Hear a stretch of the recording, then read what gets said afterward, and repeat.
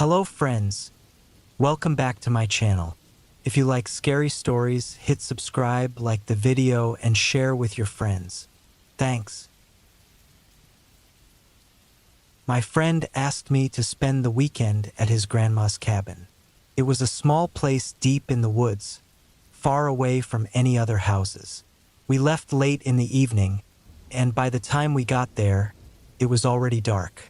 The cabin was old, with creaky wooden floors and walls that seemed like they were bending under the weight of the years. Being out there, so far from anything, made me feel a little on edge, but I told myself it was nothing. I was probably just overthinking it. The first night was quiet. We got settled, unpacked our stuff, and tried to relax. The place was so cut off from everything that we didn't even have cell service. The silence was almost too much. No cars, no people, just the sound of the wind through the trees and the occasional creak from the cabin. It felt like the quiet was closing in on me. I had trouble falling asleep, but eventually, I passed out. The next day, we walked around the woods near the cabin. It was strange to know there was no one else around for miles. No hikers, no campers, nothing but trees. After a few hours of exploring, we went back to the cabin, sweaty and tired. As the evening set in, a thick fog rolled in, covered everything outside, making the trees look blurry. The fog was so thick that when I looked out the window, it was like staring into a wall of gray. The cabin felt even more cut off from the world. That night, something didn't feel right. The air in the cabin felt heavy, colder than the night before. The wind outside was stronger, making the walls groan like they were going to break. Then we started hearing noises, soft at first, like footsteps outside. At first, I thought it was just an animal, maybe a deer wandering by. But the noises didn't stop. They started getting louder, more spaced out, like someone was walking slowly around the cabin. I could feel my heart racing. I tried to tell myself it was nothing, just the wind or some animal. But the footsteps kept going. It wasn't just 1 or 2 steps now. It was slow, steady, like someone was walking in circles around the cabin. I got up and looked out the window, but the fog was too thick to see anything. The dark seemed to press against the glass like it was alive, hiding whatever was out there. Then, everything went still. The footsteps stopped. The wind stopped. It was like the whole world just went quiet all at once. That silence was worse than the noise. I couldn't shake the feeling that something or someone was standing just outside the cabin, watching us. The hours dragged by, and neither of us could sleep. Every little noise made my nerves jump. At some point, I must have drifted off, but I woke up suddenly when I heard a loud bang outside the front door. I stayed completely still, listening. The sound came again, like something heavy was being dropped over and over. I stayed frozen in my bed, my mind running wild with thoughts of what it could be. I didn't sleep at all after that. I lay there, counting the minutes until morning, until we could leave. As soon as the first bit of sunlight came through the fog, we packed up and got out of there as fast as we could. We didn't even stop to eat or take a last look around. As we drove away, I kept looking back in the rearview mirror, half expecting to see something or someone step out of the fog and watch us leave. When we got back to town, we told my friend's grandma about the noises. She just nodded slowly and said the cabin had been left empty for years. She told us that people in the area sometimes warned about squatters in those woods. They said someone or something lived out there, deep in the trees. People had seen signs of someone staying just far enough from the cabin to stay hidden. Before we left, she told us one last thing. She said some of those people who had gone up to the cabin to check it out, they never came back. And the ones who did, they refused to talk about it.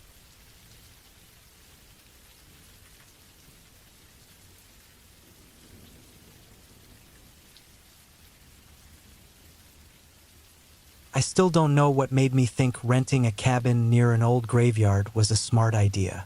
The price was low, and it was close to some hiking trails. I figured the graveyard wouldn't bother me. The people buried there had been dead for years. What's there to worry about? The cabin was small but okay. The wood floors creaked with every step, and the windows shook when the wind blew. But that didn't bother me. That's just what happens in old places like this. During the day, I went hiking and kept busy. At night, I stayed in and tried to relax.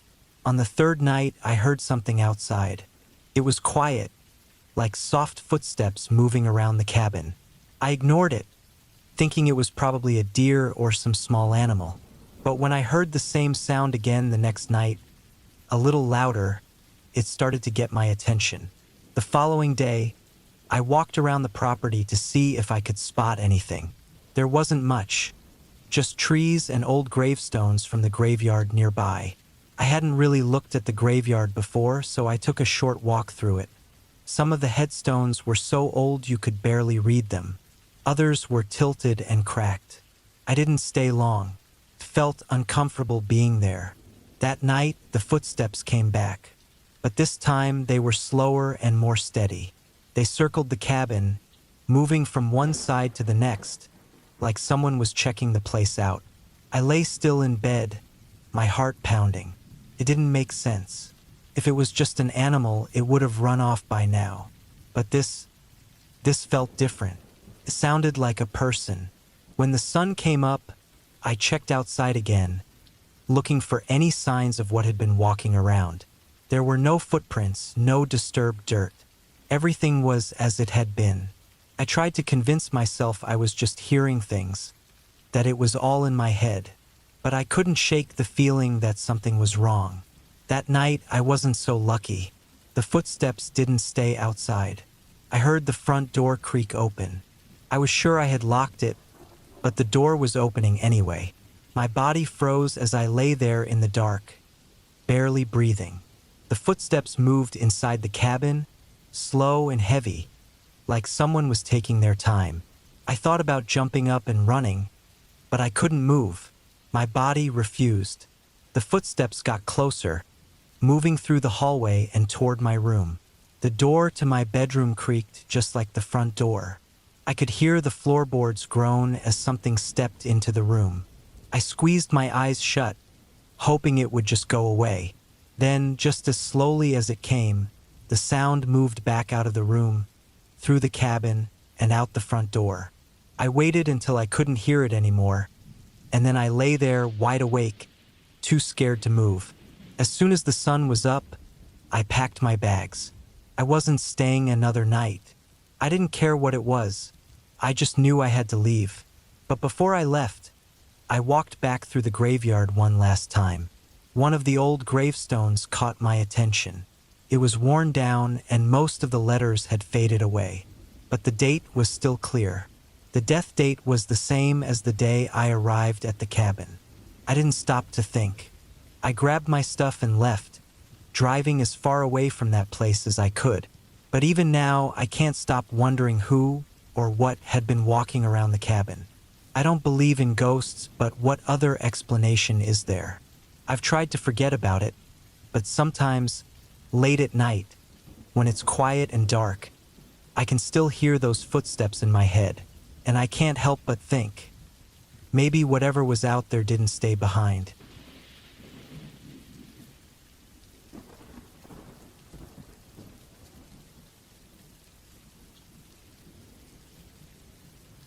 I was part of a team sent out to look for a missing hiker.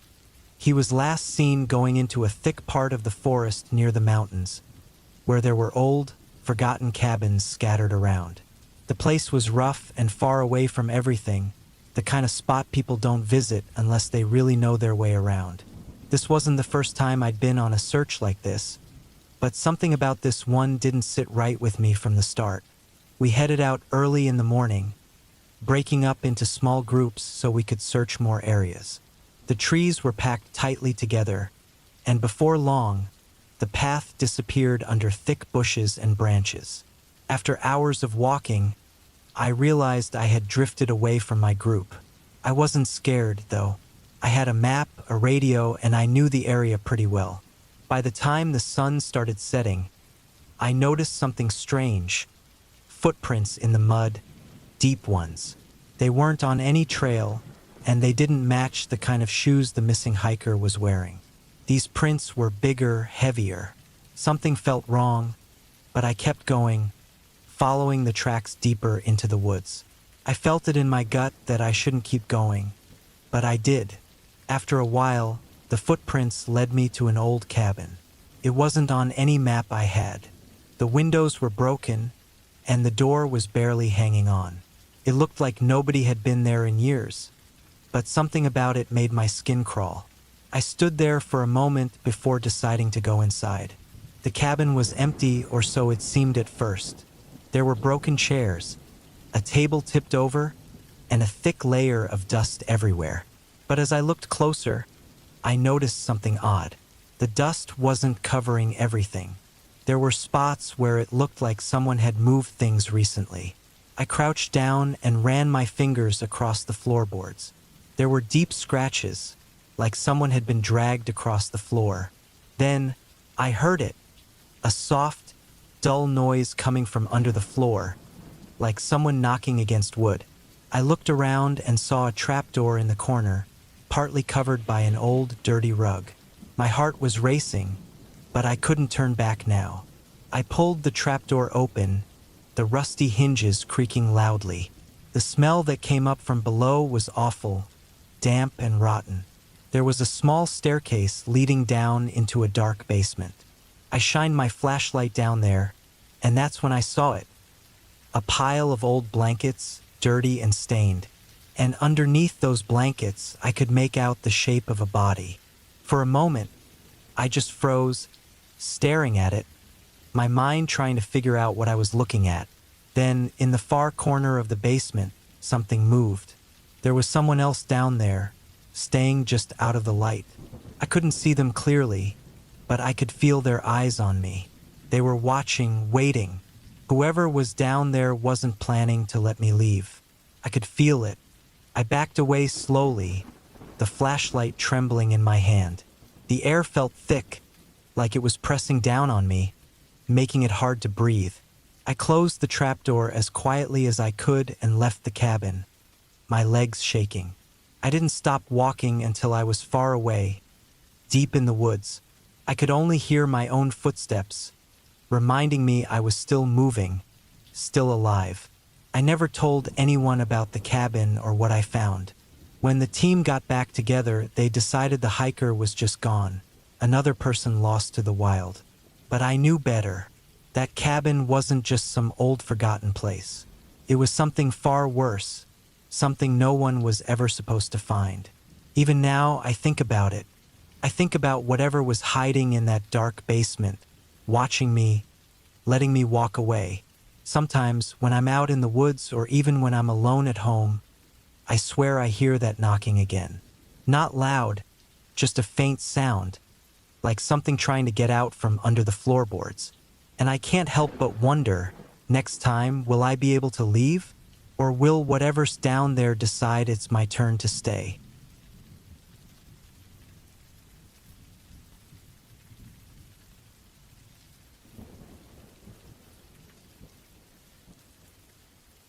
I had been waiting for months to stay at the old family cabin. It was the oldest farm cabin in Norway, passed down through generations. It was deep in the woods, far from the nearest town. I thought it would be the perfect spot to clear my head, escape the noise, and enjoy some time alone. When I arrived, the cabin looked exactly the way I remembered it. Old, with weathered wood, small windows, and a roof that sloped down low. The trees around it were thick, almost closing in, but it felt peaceful. Inside, it smelled old and dusty, and the wooden floor creaked with every step. I unpacked my things and tried to make the cabin feel a little more like home. As the sun set, I lit a fire in the small stone fireplace. It crackled softly, the only sound breaking the stillness of the night. The first 2 days were uneventful.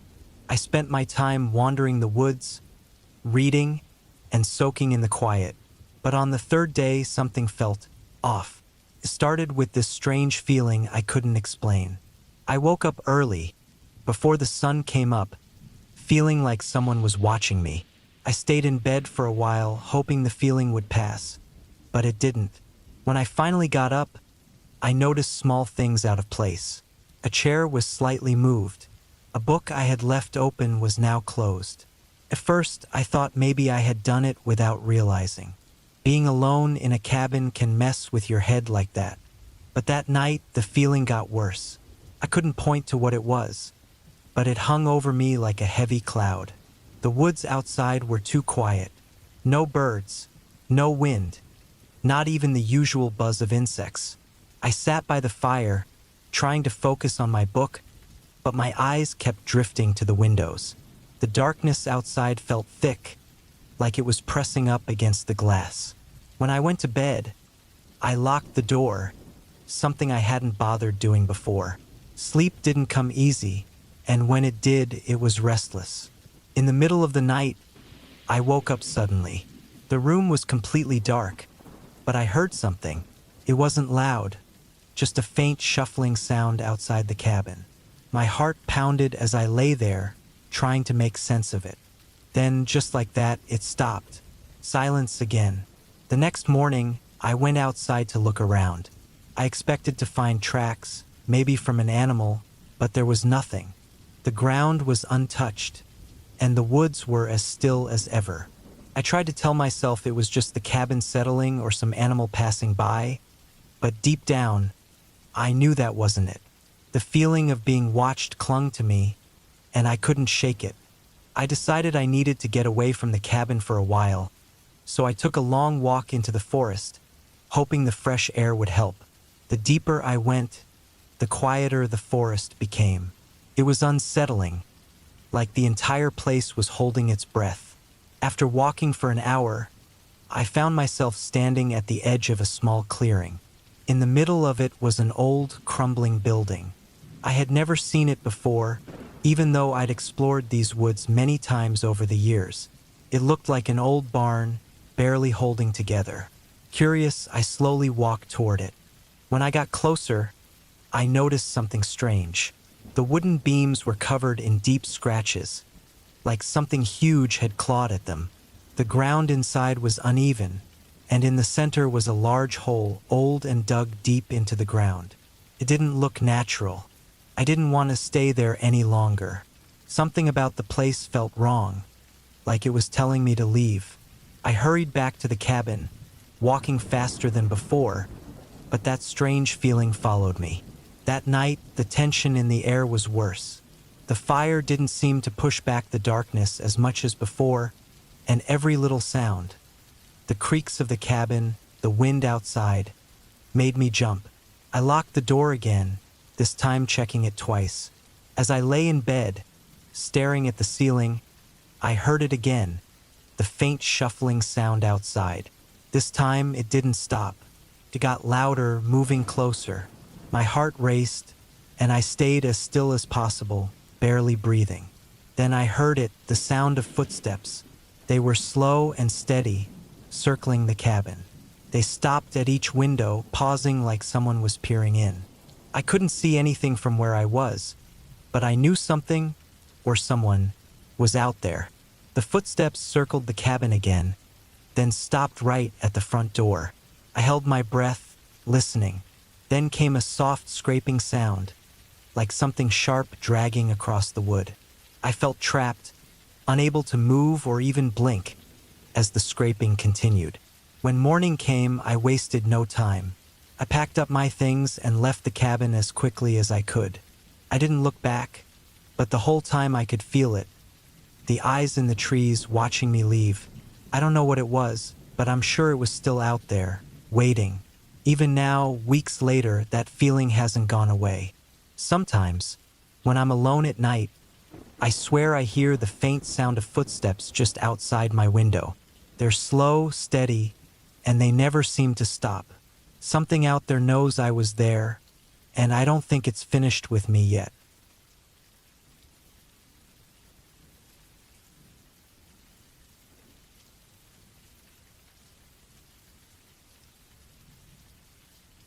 I hadn't seen my ex-wife in over 2 years. We'd stayed out of each other's lives since the divorce, but somehow we both ended up in the same cabin for the weekend. It was a cold fall day, and the cabin wasn't anything special, just a small, old place her family used to own, tucked deep in the woods. Neither of us wanted to be around mutual friends, and I think we both needed some time away from everything. The cabin seemed like the perfect spot, quiet and far from anyone. The air was chilly, and it got dark fast after we arrived.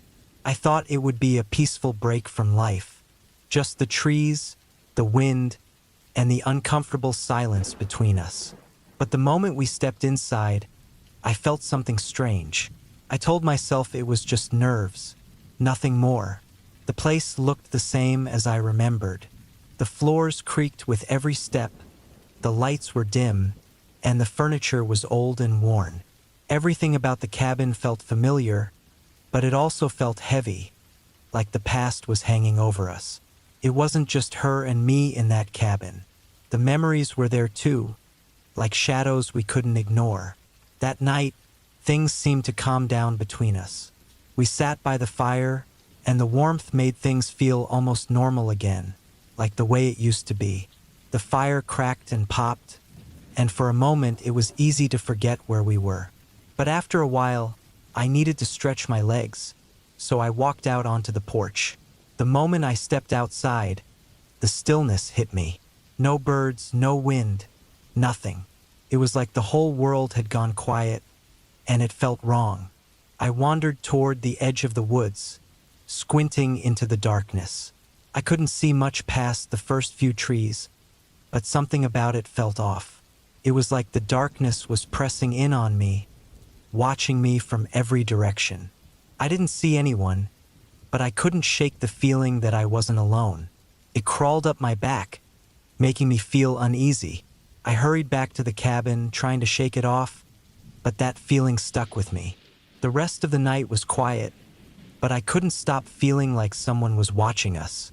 I thought maybe it was just because being there with her again brought up old emotions, things I didn't want to deal with.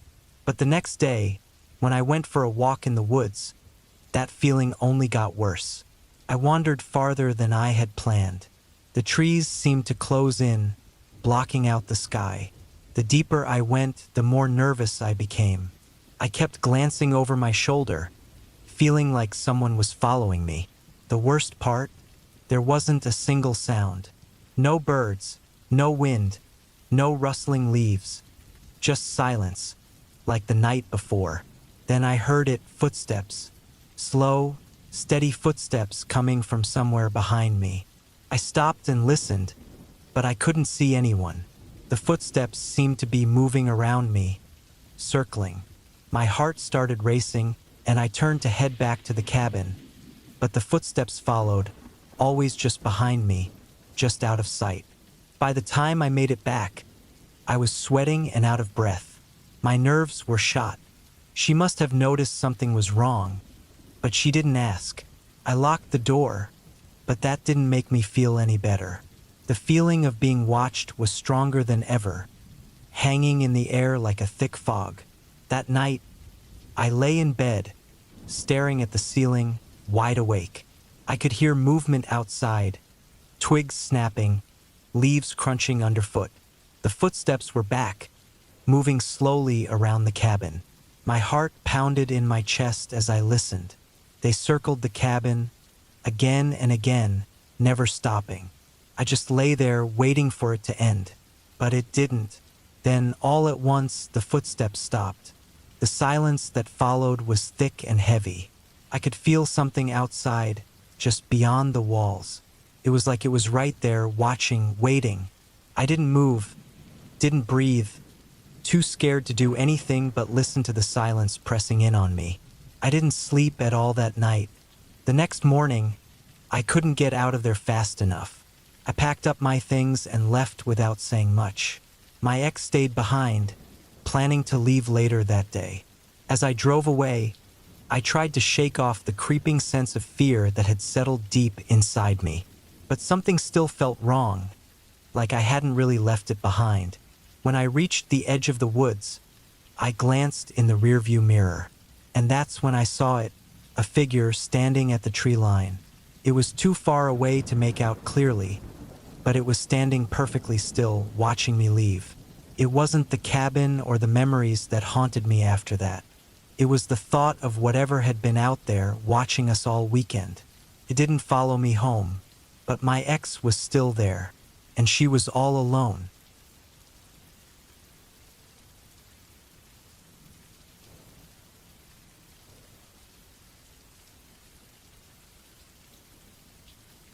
The rain poured down that night, hitting the roof of the cabin like 1,000 little hands. I sat by myself on the old couch, the flickering light from the fireplace throwing long shadows across the wooden walls.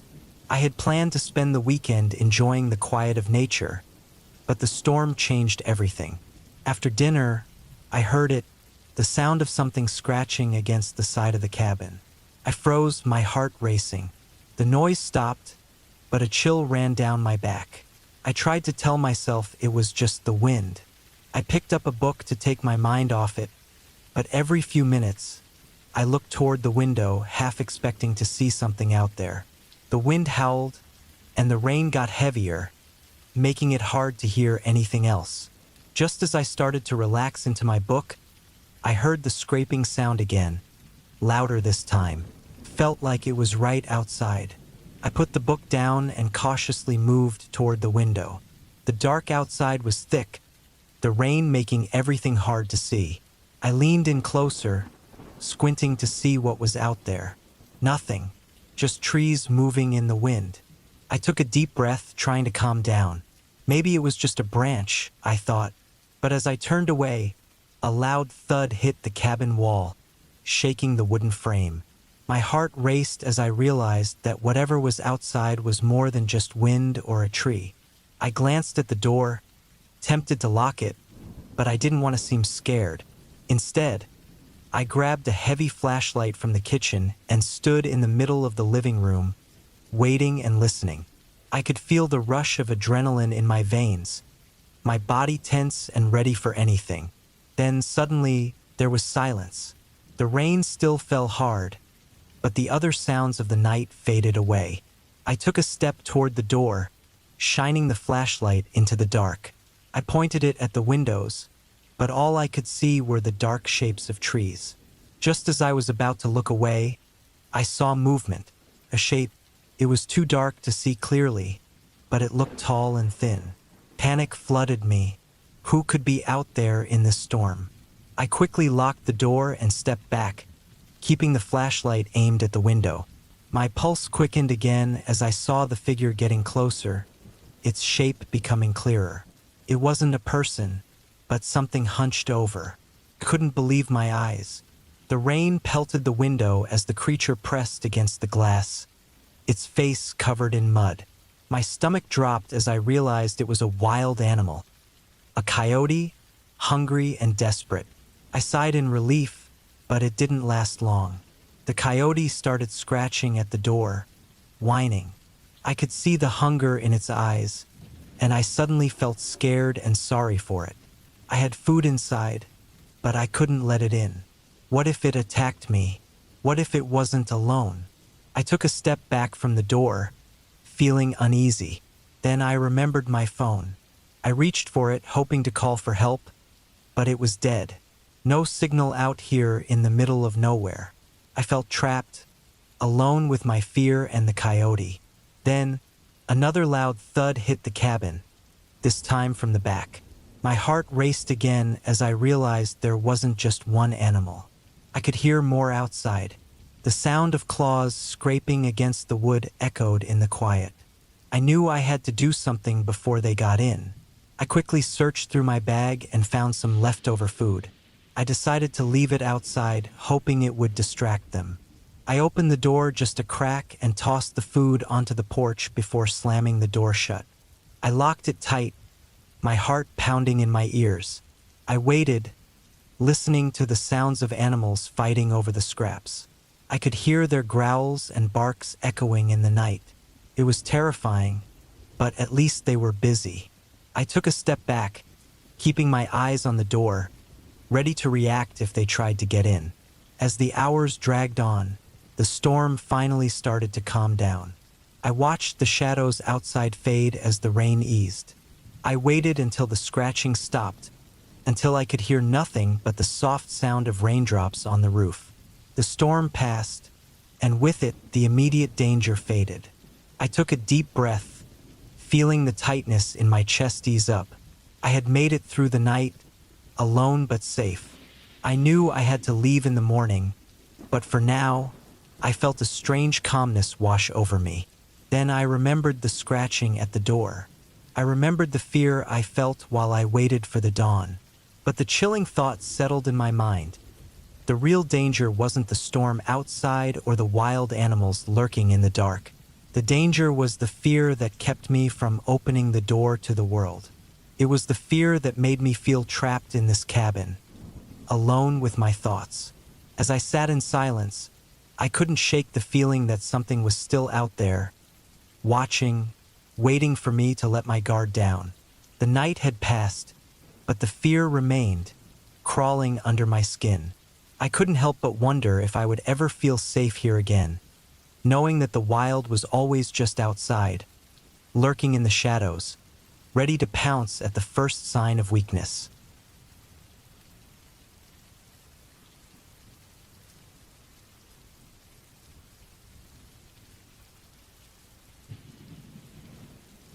I had always wanted to see the Amazon rainforest. When I heard about an old cabin hidden deep in the jungle, I couldn't pass up the chance. I packed my things and set off, excited for an adventure. The thick trees closed in around me, the air heavy with moisture and filled with the sounds of animals. It felt wild, alive, and oddly beautiful. After hours of walking, I finally spotted the cabin. It was small and worn down, surrounded by tall trees. The wood was dark and damp, covered in green moss. When I stepped inside, the floor creaked under my feet. The place was empty, filled with dust and old, broken furniture. It was clear that no one had lived here for a long time. I set my backpack down, happy to rest for a moment. Night came quickly in the jungle. I lit a lantern and sat on the floor, thankful for a moment to catch my breath. The only sound was the rustling of leaves outside. But then, I heard something strange. A soft scratching noise, like nails against wood. It sent a chill down my back. I tried to tell myself it was just an animal. As I listened, the scratching grew louder. It moved around the cabin, shifting from one wall to another. My heart raced as I wondered what could be outside. I peered out the small window, but all I could see was darkness. I felt trapped and alone, wishing I had brought someone with me.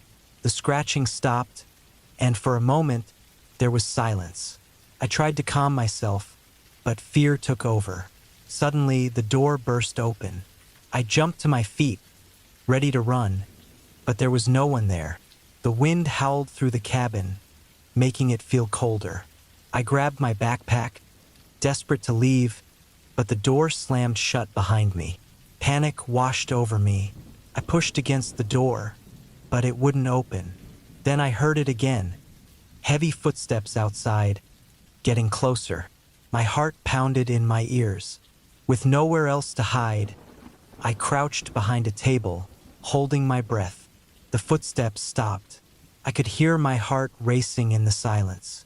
Then, a shadow moved past the window, paused, looking into the cabin. I couldn't see clearly, but I knew something was out there. I was not alone.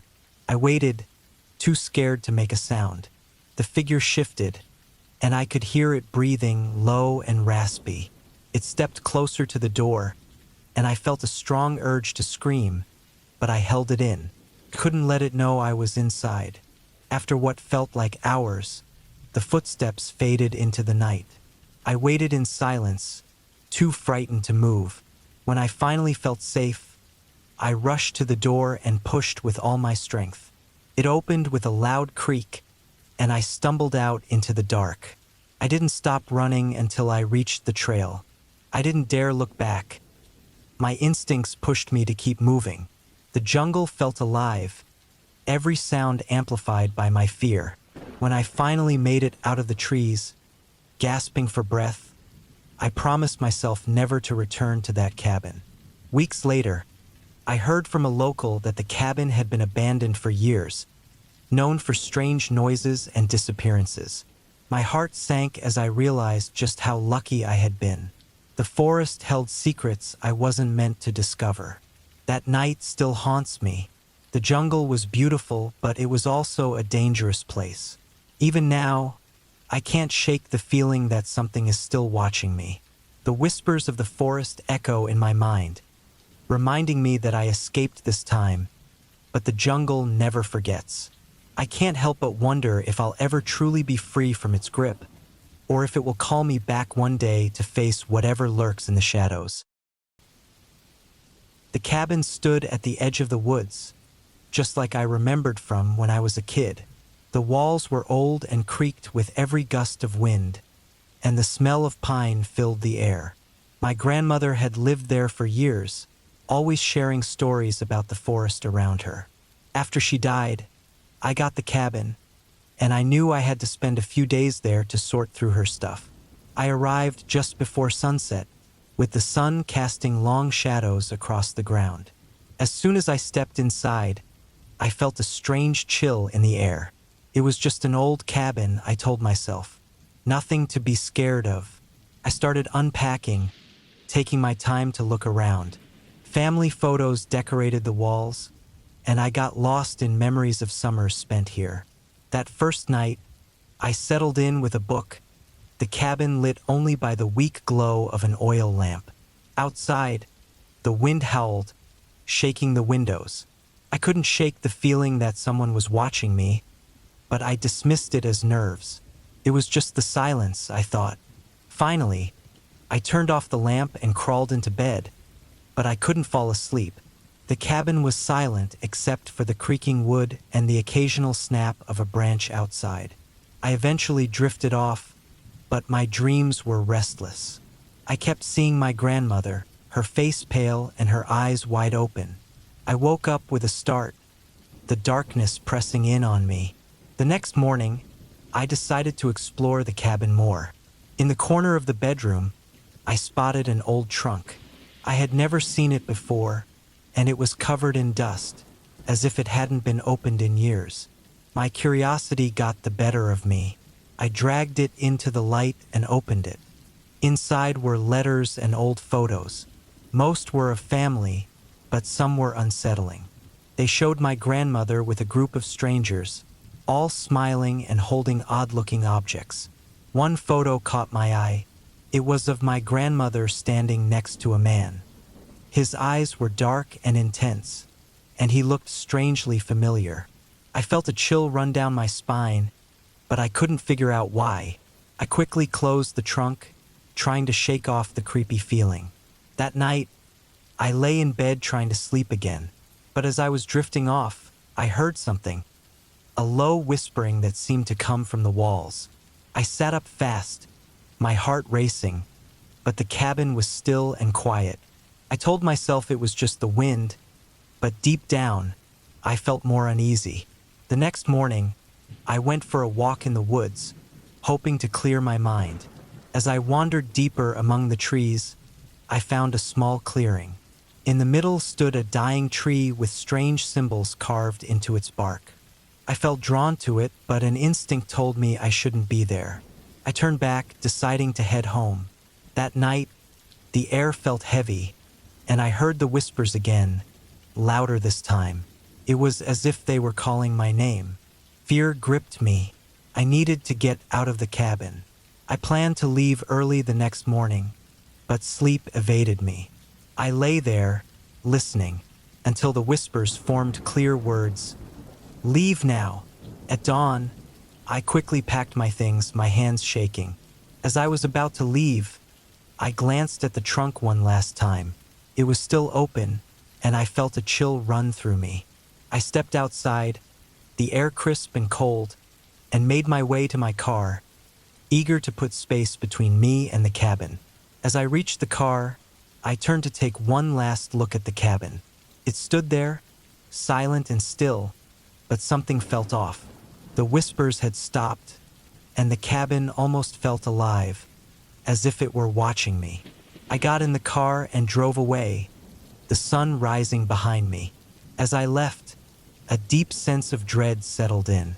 I couldn't shake the feeling that the cabin was hiding something dark, something my grandmother had never told me. The trees blurred past as I drove down the winding road, but one thought lingered.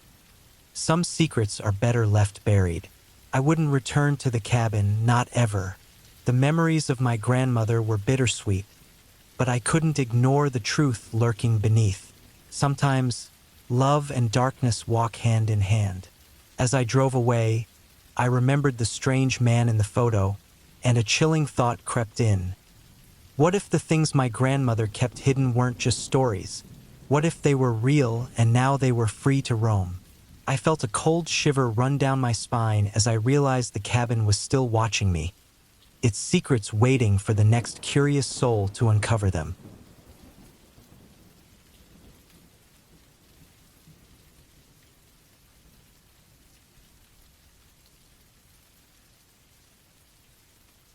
It was a perfect weekend to get away. I rented a small cabin in the woods, wanting to escape the noise of the city and find some peace. I arrived just before sunset, with the sky glowing in shades of orange and purple. The cabin looked cozy, with a little porch and a fireplace. I unpacked my stuff and got ready for a relaxing night. As night came, the temperature dropped. I lit a fire, and the crackling sounds filled the silence. I took out a book and settled into a chair, feeling comfortable and safe.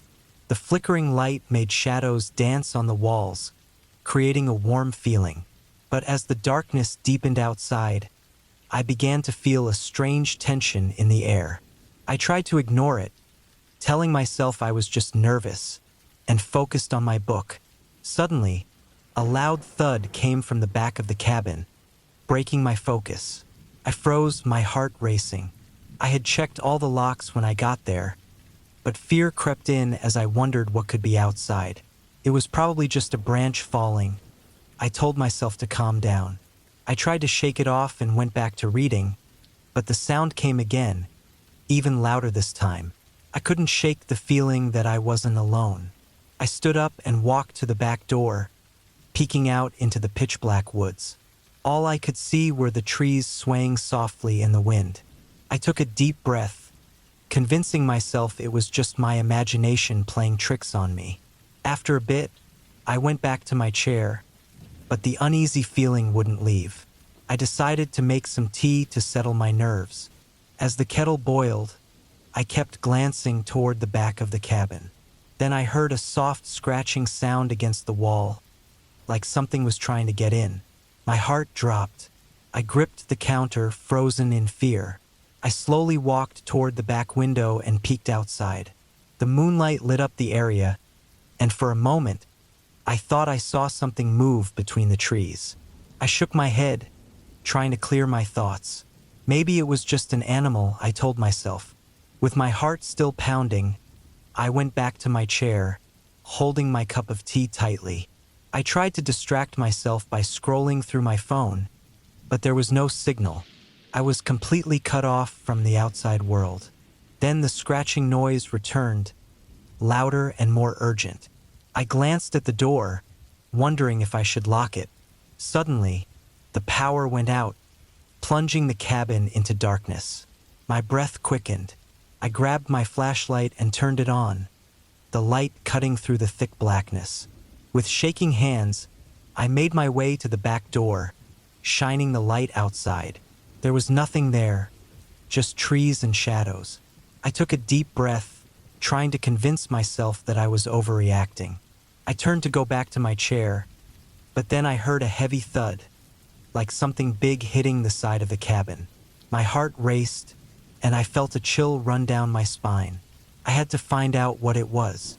I crept to the window, shining the flashlight around the outside of the cabin. That's when I saw it. A figure standing just outside, barely visible in the shadows. It was too big to be an animal. My heart pounded in my chest as I stumbled back, my mind racing. I needed to get out of there. I dashed to the front door, grabbing my keys. I fumbled with the lock, panic flooding through me as I heard the figure move closer. I finally got the door open and sprinted to my car. I jumped inside and locked the doors, breathing heavily. My fingers shook as I turned the key in the ignition, praying it would start. As the engine roared to life, I glanced in the rearview mirror. The figure stood at the edge of the trees, watching me. The shape was dark and twisted, and it didn't move. I slammed the gear into reverse and sped down the narrow dirt road, too scared to look back. I drove until I reached the main road, feeling a mix of relief and dread washing over me. But even as I drove away, I couldn't shake the feeling that something was wrong. I knew I wouldn't go back to that cabin again. Something had been out there, lurking in the shadows, and I had no intention of finding out what it was. The woods might look calm during the day, but they hid dark secrets that were better left alone. As I drove into the night, the trees seemed to whisper behind me, and the thought of that figure stuck in my mind. I realized I had been so focused on getting away that I hadn't thought about what it might have wanted. I shivered at the thought that it could have followed me, watching from the shadows, waiting for the right moment to strike. The woods were far from empty, and whatever had been out there was still close by, lurking, waiting for its next chance. I hadn't been back to the cabin since my ex-wife died. We used to go there on weekends, just the two of us, hidden away in the thick woods. After the divorce, I never went back, and after she passed, it felt even more distant. Still, for some reason, I found myself driving out there this weekend.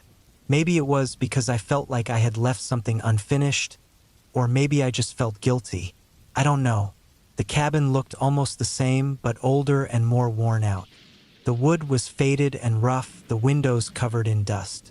It felt heavier somehow, like the years had really settled in. I pushed open the door, and that familiar smell of damp wood and stale air hit me. Nothing had changed, but everything felt wrong. I spent the rest of the day cleaning. Dust was everywhere. The floors, the shelves, even the bed. Cobwebs hung from the ceiling and in every corner. I tried to stay busy with the work, but I kept thinking about her. She loved this place. Even when things fell apart between us, this was where she came to get away. As the sun started going down, I lit a fire to warm up the place. It was getting colder with every minute. I sat down in the old chair she always used to sit in, the one closest to the fire. I stared into the flames, trying to relax, but something didn't feel right. The cabin was too quiet, like the world outside had gone still. It wasn't normal. It was like the woods were holding their breath. I stepped outside, hoping the fresh air would clear my head. The forest was dead silent. No wind, no rustling leaves, no sounds of animals, just nothing. I looked around, the shadows from the trees getting longer as the light faded, and I felt a cold shiver run through me. I turned to go back inside, but I stopped. I saw something standing at the edge of the trees, just barely visible. I squinted, trying to see better, but the figure didn't move. My heart started racing. It wasn't her, couldn't be her, but something deep inside me twisted. The feeling was so strong, like something was pulling at my gut, telling me I shouldn't be here. I rushed back inside, locking the door behind me. I tried to tell myself it was just my mind playing tricks. It was late, I was tired, and my brain was making me see things that weren't there. But I couldn't shake the feeling that I was being watched. The cabin felt smaller, almost suffocating. The night dragged on, and the air in the cabin grew thick, like the walls were closing in. The fire started to die down, casting strange shadows on the walls. I got into the old bed, staring up at the ceiling, trying to calm myself down. But every little sound felt loud, like something or someone was moving just outside. At some point, I must have fallen asleep, but I woke up suddenly, my heart pounding in my chest. The cabin was pitch black, the fire had gone out. I was sweating and cold at the same time, my throat dry, my breathing shallow. Then I heard footsteps, slow, heavy footsteps right outside the door. My heart felt like it was going to burst. I reached for the flashlight on the bedside table, but my hands were shaking too much. The footsteps stopped. Then I heard a dragging sound, like something being pulled across the ground. My mind raced, trying to make sense of it, but nothing did. I couldn't move. I was frozen, too scared to even breathe. Then there was a knock at the door. It was soft, almost like whoever or whatever didn't want to be heard. I stayed completely still, hoping it would go away. But the knock came again, louder this time, more forceful. My whole body was stiff with fear. I felt like I was made of stone. Somehow, I forced myself out of bed, my heart pounding harder with every step I took toward the door. I didn't know what I expected to find on the other side, but I had to look. I opened the door slowly, ready to see. Nothing. But there was nothing there. Just the dark, empty forest in front of me. I was about to close the door when I noticed something. The dirt outside the door was disturbed, like something had been dragged through it. I followed the marks with my eyes, my stomach sinking with every step. The trail led into the woods, stopping right at the edge of the trees, right where I had seen the figure earlier. I slammed the door shut and locked it again, but it didn't help. The cabin felt even smaller now, the walls pressing in on me. I couldn't shake the feeling that whatever was out there wasn't gone. It had come to me for a reason, and I didn't want to know what that reason was. I left the cabin early the next morning, not looking back once. But as I drove away, I couldn't shake the feeling that something was still with me. That night, something followed me, and no matter how far I go, no matter how much I try to forget, I know it's only a matter of time before it catches up.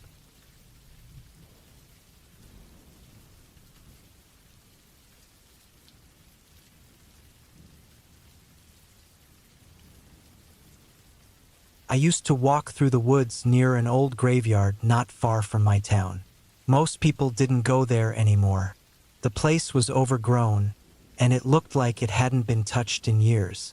The headstones were falling apart, some so old you couldn't even read the names on them. Tall weeds grew all around, pushing up against the rusty fence. It was strange that I felt calm there, but I did. One afternoon, I decided to go deeper into the woods. I'd never gone far past the graveyard before, but the sun was getting low, and everything looked golden. I don't know why, but I felt curious that day. Maybe it was the way the light hit the trees or how quiet everything seemed. After about half a mile, I noticed something strange through the trees. There was an old cabin hidden behind thick bushes. It looked abandoned. The roof was sagging, the windows were cracked, and vines were climbing up the walls like they were trying to pull the cabin back into the ground. I don't know why I kept walking toward it. Something about the place pulled me in, the same way the graveyard always felt peaceful. But this cabin didn't feel peaceful. It felt off. The air was heavier, like it was waiting for something. Still, I followed the overgrown path toward it, trying to see inside. The door was partly open, hanging crooked on its hinges. I stepped closer and smelled something right away. Rotten wood and something else, something worse.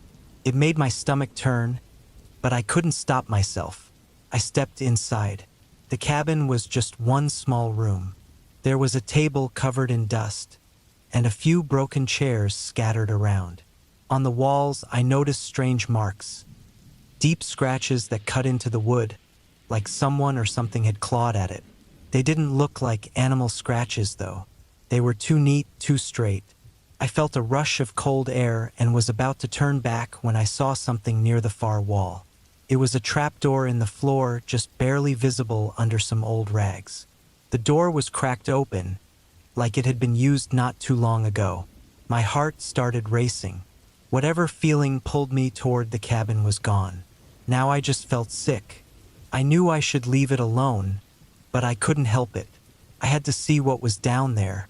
I crouched down and slowly lifted the trapdoor. The hinges creaked, and a rush of cold air hit me. Below was a narrow set of stairs leading into darkness. I couldn't see the bottom, but the smell that came from down there was stronger, like something had died and never been found.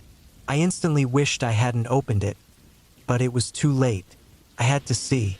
I turned on my phone's flashlight and pointed it down the stairs. The light didn't go far, just enough to show that the stairs went deeper than I thought. Still, I went down one step at a time. The air felt thick, almost like it was pressing in on me. My breathing was the only sound I could hear. At the bottom, my light hit something. A pile of dirt, or what looked like dirt. I stepped closer and my stomach dropped. It wasn't just dirt. It was a mound like a grave. Fresh dirt had been thrown on top, like someone had buried something here recently.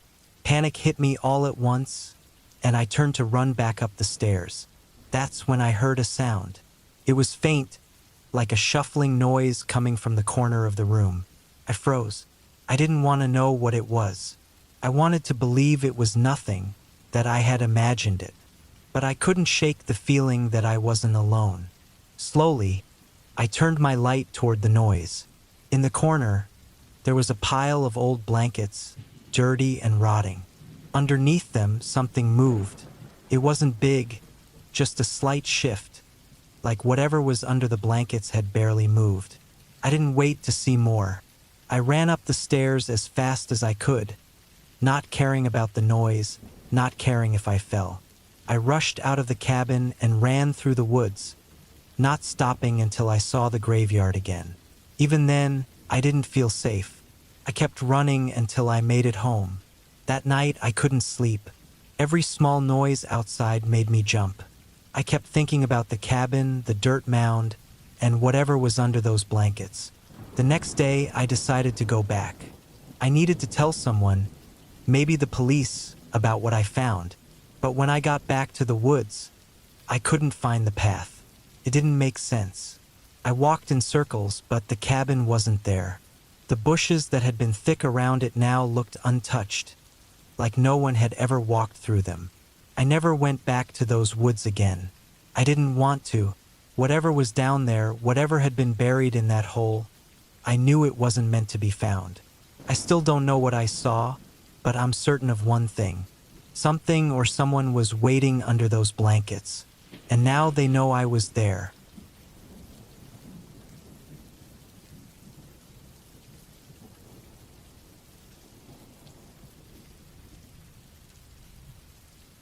We got the call early that morning. A dangerous criminal was hiding out in a cabin deep in the woods, far from any town or road. My team, part of a special unit, was sent in to find him.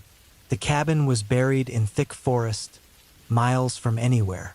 The guy was armed and desperate, ready to do whatever it took to stay free.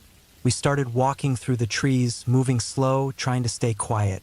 The forest was thick, every tree packed close, and the ground was rough and uneven. Each step felt like we were getting deeper into something we couldn't get out of. The deeper we went, the heavier the air seemed to get. I could feel my heart pounding as we got closer to where the cabin was supposed to be. I've done this a lot before, but this time felt different. I couldn't shake the feeling that something was off. The cool air didn't help much. Sweat ran down my back anyway. I could hear the leaves rustling under my feet and the occasional crack of a twig breaking, but it was too quiet otherwise. No birds, no animals, just the forest pressing in on me. Every shadow made me jump. My eyes kept darting around, looking for any movement, any sign of him. We finally reached the edge of a small clearing where the cabin stood. It was old, falling apart, with boards nailed over the windows and a roof that looked like it could cave in any minute. It wasn't much, but something about it felt wrong. It was too still, too empty. I crouched low, waiting for the others to signal we were going in. But something wasn't right. I looked around again, and that's when I noticed it. No birds, no insects, nothing around the cabin. like the place was dead. I spotted tracks in the dirt leading away from the back of the cabin. They were fresh. He wasn't in the cabin. My stomach tightened. I signaled to the team, but before we could make a move, I felt it. Someone was watching me. I turned slowly, scanning the treeline. My heart slammed against my chest. Then I saw him. Just a glimpse. A figure crouched low behind a tree, barely visible. He was watching us. It was too late to fall back. He knew we were there. Suddenly, a gunshot broke the silence. It echoed through the trees. The first shot missed, but the second didn't. One of my guys went down, not moving. Everything turned into chaos. We fired back, trying to push him out of the trees, but he was good. Too good. He knew the forest, knew where to hide, and we had no idea where he'd pop up next. I dove behind a fallen tree, my mind racing. He had the upper hand. We were out in the open and he had us pinned. We had come to hunt him, but now it felt like he was hunting us. Another shot rang out, this time closer. I felt the dirt kick up near me. We were trapped. The trees seemed to close in, each shadow a threat. Every minute stretched longer than the last. I knew we had to move, but every time I thought about it, I felt like I was walking right into his sights. My breath was shallow, my hands slick with sweat. He was circling us, tightening the noose. Then I saw him again, just a flash through the trees. He was fast, moving toward the rest of my team. I had one shot to stop him. I aimed, trying to steady my shaking hands, and fired. The forest went silent. I didn't know if I had hit him. My heart pounded in my ears. Then I saw his body drop. For a second, everything was still. We moved in slowly, checking him. He was dead. I should have felt relief, but all I felt was this cold weight settling over me. As I looked down at him, I realized how close we had been to losing. He wasn't just some guy on the run. He knew what he was doing, and he almost beat us. We had underestimated him, and it nearly cost us everything. We left the forest, but something stayed with me. The weight of what had happened, how close we came. He had turned the tables on us. And I couldn't shake this thought that crept into my mind as we left. He wasn't working alone. We had taken him down, but something still felt wrong. Like someone was out there, watching, waiting for their turn. The forest was still behind us, but it didn't feel like we were the ones who had won. And next time, I wasn't so sure we'd get out.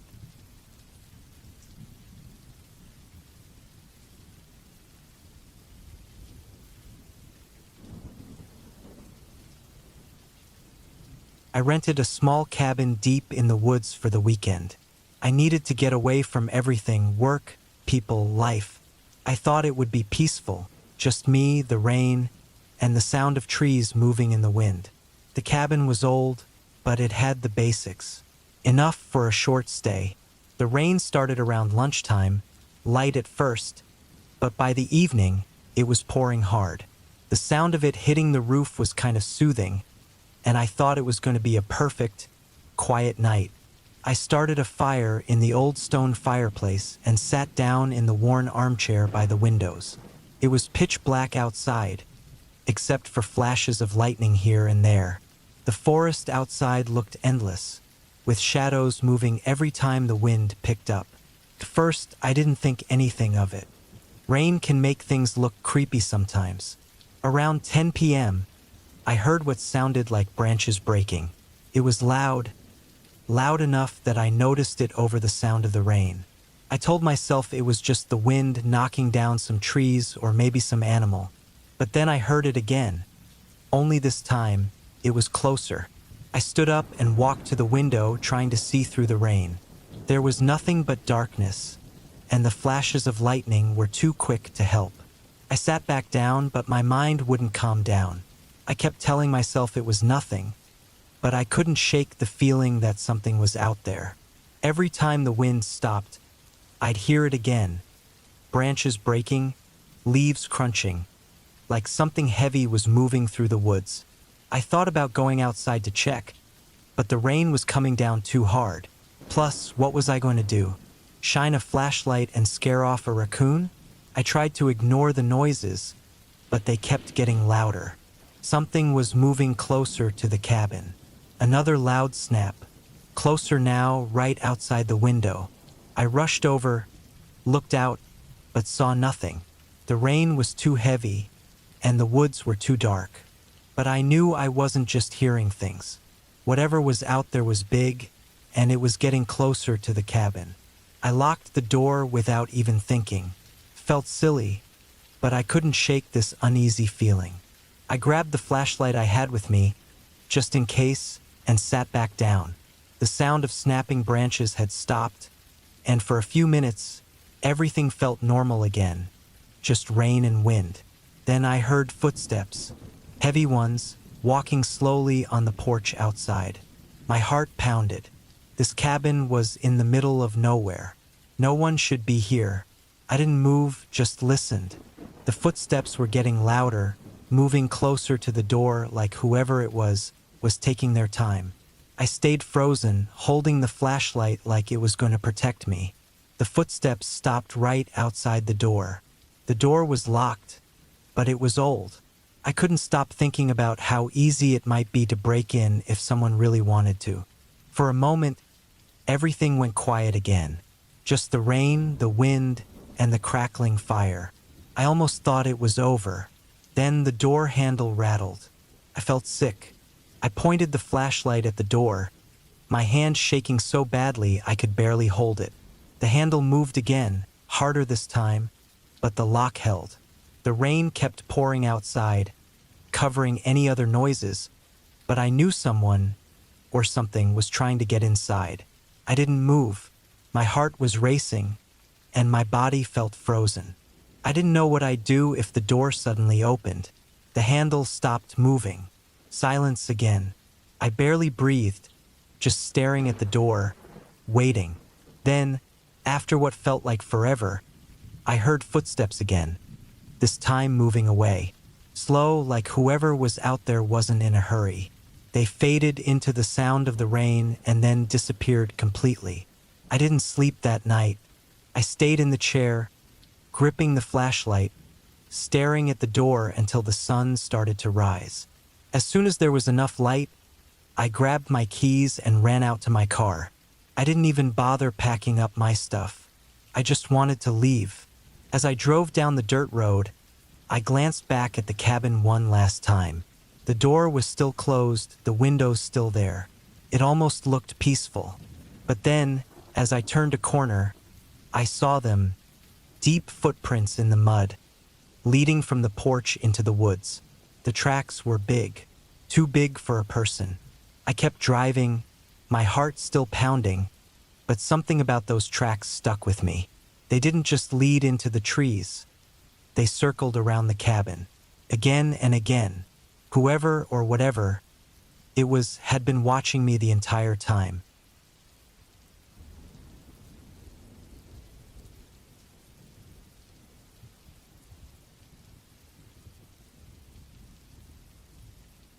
I had been looking forward to the weekend trip to the cabin for a while. It was just going to be me, my partner, and my sister. We all needed a break from the city, and the cabin, tucked away in the woods, felt like the perfect place to get away from everything. It wasn't that far from home, but it felt far enough to relax. The first day went by smoothly.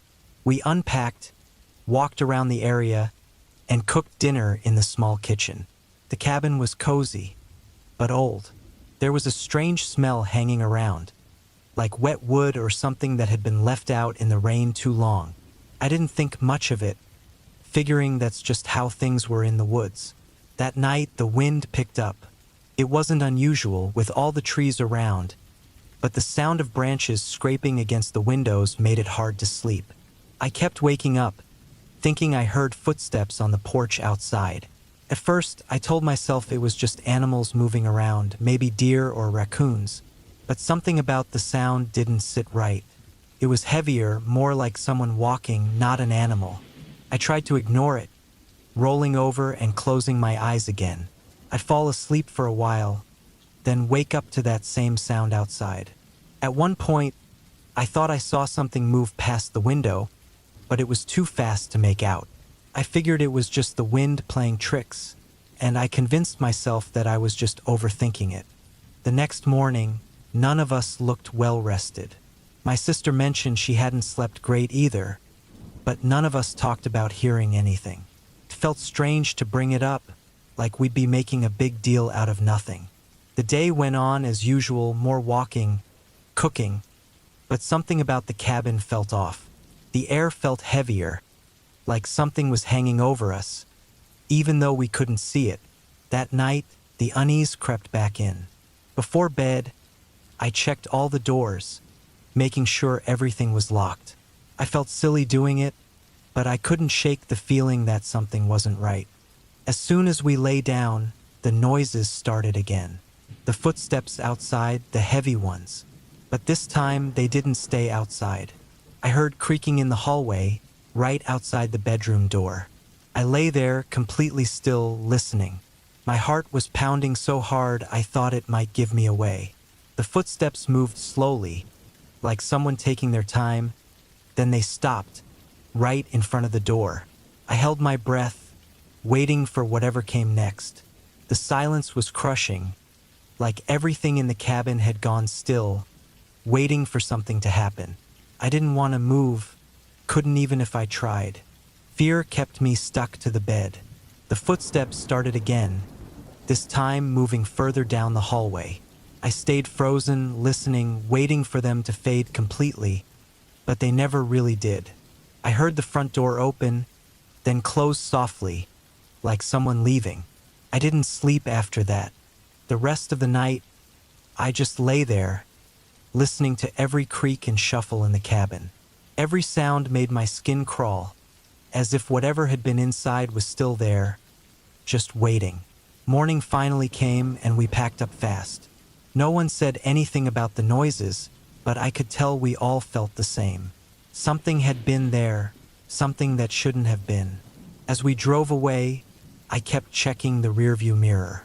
I couldn't shake the feeling that I'd see someone standing on the porch, watching us leave.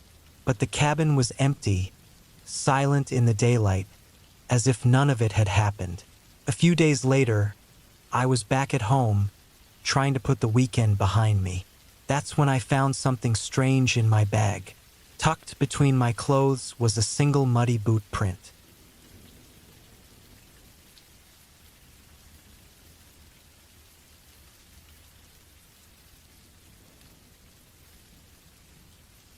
The rain started lightly as I drove up the winding road to my cabin in the mountains. The clouds were thick and gray, hanging low over the trees. I welcomed the quiet. This was my escape from the busy world, a place to relax and enjoy nature. When I parked and stepped out, the smell of wet pine filled the air. I grabbed my bags and headed inside, thankful for the cozy warmth that wrapped around me. After unpacking, I settled into my favorite chair by the window with a book. The rain tapped against the roof, creating a soothing sound. I lost myself in the story, the outside world fading away, until a loud crack echoed from outside, jolting me from my thoughts. My heart raced. It was probably just the wind or a small animal, but I couldn't shake the feeling of unease that washed over me. I tried to focus on my book, but every little noise outside made me tense. The rain poured down harder, drenching the ground, and soon the wind picked up, howling through the trees. I glanced out the window, watching the raindrops race each other down the glass. The forest looked dark and thick, shadows shifting as the branches swayed in the wind. Suddenly, a loud bang echoed from the back of the cabin. I jumped, my heart pounding. I hadn't opened the back door. I sat still for a moment, the noise hanging in the air. I forced myself to breathe, telling myself it was probably just something blowing over in the wind. Yet my gut told me otherwise. Cautiously, I got up and walked to the back door. I peered through the small window, but the rain made it hard to see anything clearly. I opened the door a crack, letting the cold, damp air rush in. The sound of the rain was deafening, but I didn't hear anything out of the ordinary. I stepped outside onto the porch, feeling the wooden boards slick beneath my feet. The woods were eerily quiet now. I strained to listen, my eyes scanning the trees. Then I saw it, a shadow darting between the trunks. I squinted, trying to convince myself it was just a deer or something similar. But then I noticed it again, a darker shape moving quickly, almost like it was watching me. Fear gripped me, and I stepped back into the cabin, slamming the door behind me. I locked the door and stood there, breathing heavily. I glanced around the small space, looking for something to defend myself with. I grabbed a heavy flashlight and peered out the window, hoping to catch another glimpse of whatever was out there. The rain continued to fall, and the shadows danced, but I couldn't see anything now. Minutes felt like hours as I waited. The silence was almost unbearable. Just when I thought maybe I had imagined it, I heard a scraping sound at the back of the cabin. It was unmistakable. Someone or something was trying to get in. A chill ran down my spine. I turned off the flashlight, plunging the room into darkness, hoping to remain unseen. The scraping continued, moving around the cabin, getting closer to the front. I listened, straining for any sound. A sudden crash echoed as something hit the porch. I covered my mouth to stop myself from gasping. My heart raced, adrenaline flooding my body. I couldn't just sit there and wait. I needed to get out. I crept to the front window and looked outside. Through the rain, I saw a figure standing at the edge of the trees. It was a man, soaked and wild-eyed, staring directly at me. Panic surged in my chest. Who was he? What did he want? I didn't stick around to find out.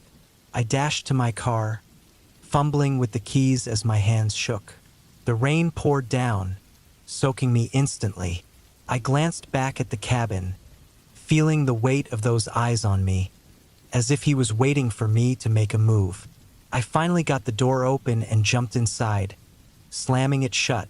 The engine roared to life, and I backed out of the gravel driveway, heart pounding. I didn't look back. The rain obscured my view, but I didn't care. I drove fast, adrenaline fueling my escape as the cabin and the man disappeared behind me. I didn't stop until I reached the nearest town, my heart finally slowing as I parked in a well-lit gas station. I glanced around, half expecting to see him lurking in the shadows. But there was nothing but the soft hum of the lights and the distant sound of the rain falling. I took a deep breath, relieved to be away from that cabin. It was supposed to be my safe place, but instead, it had become a nightmare. That night, I stayed in a motel, the walls feeling like a fortress against the storm outside. I couldn't shake the feeling that someone had been out there, watching, waiting. As I lay in bed, the rain continued to fall, but now it was just a reminder of how close I had come to something I couldn't understand. The mountains were beautiful, but they also held secrets. The next morning, I woke up, trying to push the fear away. I got dressed and stepped outside, hoping the daylight would chase the shadows away. But as I looked around, a new wave of dread washed over me. The woods were quiet again, but something felt off. My car was parked just a few feet away, and I noticed mud smeared on the back door, like someone had been touching it. I looked around the lot, but no one was there. I walked closer to my car, feeling the hairs on the back of my neck stand up. I glanced down the road leading back to my cabin. A single dark figure stood at the edge of the trees, watching me. The panic gripped me again, stronger than before. It was the same man. In that moment, I realized that the mountains were not just beautiful. They held things that lurked in the shadows. I didn't stick around to confirm what I feared. I got back in my car and drove away. The image of that man burned into my mind. I could feel his eyes on me the entire way, a reminder that some places should never be returned to. As I drove away, I glanced in the rearview mirror, half expecting to see him chasing me. But the road behind me was empty. I exhaled, hoping I had escaped. But as I looked back at the trees one last time, I could have sworn I saw that dark figure wave goodbye. The thought sent a shiver down my spine. I would never forget that cabin, and I knew I would never feel safe in those woods again.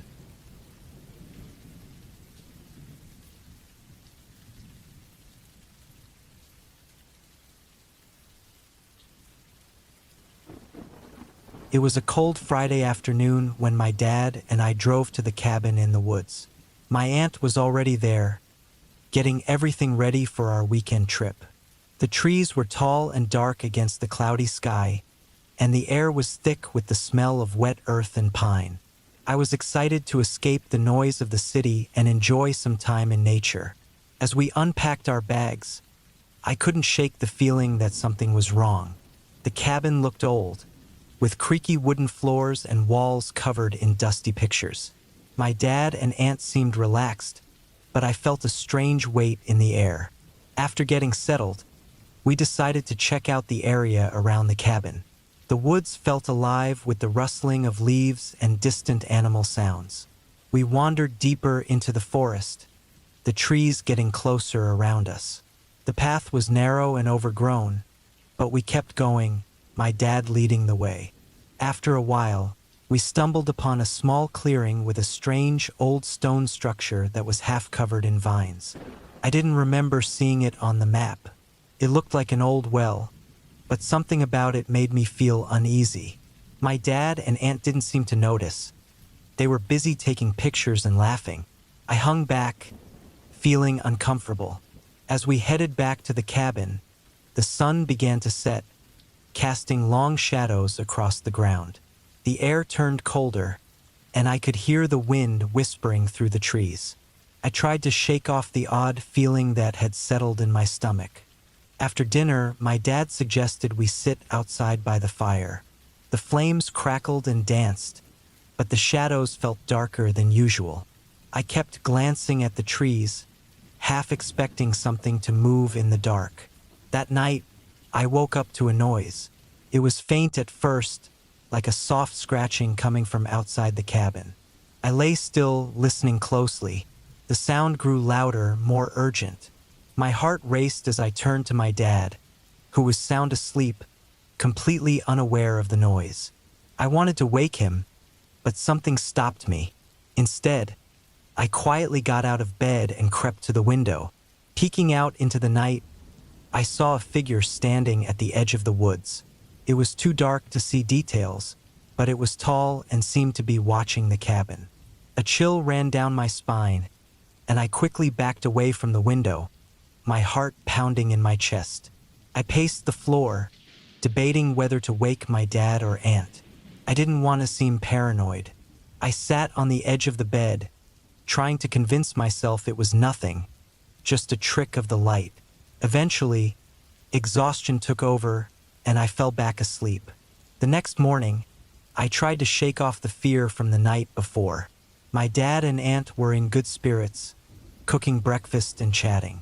But when I mentioned the figure, their laughter faded, and they exchanged worried glances. My aunt suggested we leave the cabin and go hiking instead. I felt relieved, thinking that fresh air might clear my mind. As we hiked deeper into the woods, the sun broke through the clouds, lighting up our path. We explored the trails, and I tried to focus on the beauty around us. But something nagged at me. I kept glancing over my shoulder, half expecting to see that figure again. The day passed, and we returned to the cabin, but the uneasy feeling lingered. That night, I decided to stay up, hoping to keep watch. My dad and aunt went to bed, and I sat by the dying fire. The silence of the forest surrounded me, and I felt a strange mix of fear and determination. I needed to know if that figure was real or just my imagination. Suddenly, I heard the scratching again, louder this time. My heart raced as I realized it was coming from the back of the cabin. I grabbed a flashlight and quietly made my way to the door. I stepped outside, shining the light into the darkness. The trees loomed over me, their branches swaying like skeletal fingers. As I walked around the cabin, I felt the weight of the night pressing in. I shone the flashlight towards the well we had found earlier, and to my horror, I saw something glimmering in the light. I approached cautiously, my heart pounding. The air felt thick, and I could almost hear my own breathing. Then I saw it. A small, rusty chain lying next to the well, and next to it, something darker. An old, worn-out backpack. It looked out of place, abandoned, and a chill ran down my spine. Suddenly, I remembered the news about missing hikers in this area. The thought made me shudder. I turned back towards the cabin, and as I did, I felt like I was being watched. I quickly made my way back inside, locking the door behind me. I couldn't shake the feeling that something was very wrong. I told myself I wouldn't sleep that night. At dawn, I woke my dad and aunt, showing them what I had found. Their faces turned pale as we gathered our things, ready to leave. The unease from the last few days hung heavy in the air. We decided to leave early, my heart racing as we drove away from the cabin. As we left, I took one last look back at the woods, the trees standing tall and silent. I couldn't shake the feeling that we had disturbed something that should have been left alone. My heart raced as I thought about the figure in the shadows and the abandoned backpack. Some things should stay hidden, I realized, as the cabin disappeared from view. I felt a cold shiver run down my spine, knowing that the woods were alive with secrets we couldn't understand. I hoped I would never return, knowing that whatever lurked in those shadows might still be watching, waiting for the next chance to reach out from the darkness. I had just turned 20 and decided to spend a weekend at my uncle's cabin in the woods. It was a place I had gone to many times as a kid, full of memories of fishing trips and campfires. But this time something felt off. The trees seemed thicker, and the air was heavy with a strange quiet. As I unpacked my stuff, I noticed my uncle had left some things behind. A flashlight, a first aid kit, and a couple of fishing rods. The cabin was old, with wooden walls and a stone fireplace, but I loved it. After getting settled in, I thought about taking a walk along the nearby trail that led to a small lake, hoping to catch a few fish for dinner. The sun was high when I set off, and I felt the warmth on my back as I walked. The trail was familiar, but as I went deeper into the woods, the trees closed in around me, blocking out the sunlight. I pushed on, brushing aside branches and trying to shake off the chill creeping up my spine. The woods felt alive, as if they were whispering secrets I couldn't understand. When I finally reached the lake, it was beautiful and calm, surrounded by tall pine trees and the soft sound of water lapping at the shore. I fished for a while, enjoying the peace, but my mind kept drifting back to the strange feeling I had in the woods. After an hour with no bites, I decided to head back to the cabin. As I retraced my steps, I started to feel uneasy. It was like someone was watching me. Every rustle in the bushes made my heart race. I hurried along the path, glancing over my shoulder. Nothing was there, but the feeling didn't fade. It was as if the woods were holding their breath, waiting for something. When I finally reached the cabin, I locked the door behind me and sat on the couch, trying to shake off my unease. I made some instant noodles for dinner, but my hunger was gone. Instead, I grabbed the flashlight and decided to look around the property. I wanted to calm my nerves and tell myself everything was fine. The night was dark, with only the moonlight filtering through the trees. I walked to the edge of the clearing, shining the light into the thick woods. The beam bounced off the tree trunks and vanished into the shadows. I thought I saw something move out of the corner of my eye, a quick flash of white. I told myself it was just my imagination, but that didn't ease the tightness in my chest. Suddenly, I heard a loud noise, something heavy crashing through the underbrush. My heart raced as I froze, listening closely. The sound stopped, replaced by an eerie silence. I stood there, frozen, wondering if I should call for help or simply run inside. My instincts screamed at me to leave, but curiosity held me in place. I took a deep breath and turned the flashlight toward the sound, but nothing was there. The light cut through the darkness, revealing nothing but trees and shadows. I was about to turn back when I heard it again, this time closer, like something big was moving through the woods. I felt a rush of fear and sprinted back to the cabin, fumbling with the door as I fished for the key. Once inside, I locked the door and peered out the window. My hands shook as I gripped the flashlight, scanning the edge of the forest. I saw nothing, just rustling leaves and the faint glow of the moon. I tried to convince myself that I was just being paranoid, but I couldn't shake the feeling that I wasn't alone. I sat in the dim light of the cabin, listening to the silence around me, but it felt heavy. I decided to go to bed, hoping that sleep would wash away the tension. But as I lay under the covers, I couldn't close my eyes. The night dragged on, and every sound made my heart race. Around midnight, I heard a loud thud against the side of the cabin. I shot up in bed, my heart pounding. I grabbed the flashlight and crept to the window, shining the light outside. Nothing, just darkness and the trees standing still. But then I saw it. A figure, barely visible, standing in the shadows at the edge of the clearing. My breath caught in my throat as I realized it was too big to be an animal. I stumbled back from the window, my mind racing. What was it? Person? Something else? I backed away slowly, trying to stay quiet, and decided to barricade the door with anything I could find. I shoved the couch against it and curled up in a corner, my flashlight flickering as my hands shook. I stayed there for what felt like hours, listening to the creaking of the cabin and the whisper of the wind through the trees. Eventually, I heard the figure move away, the sounds fading into the distance. I waited until dawn, too scared to sleep. As the first light broke through the trees, I cautiously opened the door and stepped outside. The clearing was quiet, but I noticed something unsettling. The grass where the figure had stood was flattened, as if someone had been lurking there for hours. I quickly gathered my things, not wanting to stay another minute. I left the cabin, locking the door behind me.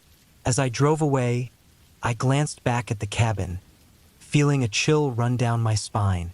I vowed never to return alone. The woods might seem pretty, but beneath their calm surface was a darkness I couldn't understand. As I drove down the narrow road, I couldn't shake the feeling that the woods were still watching me.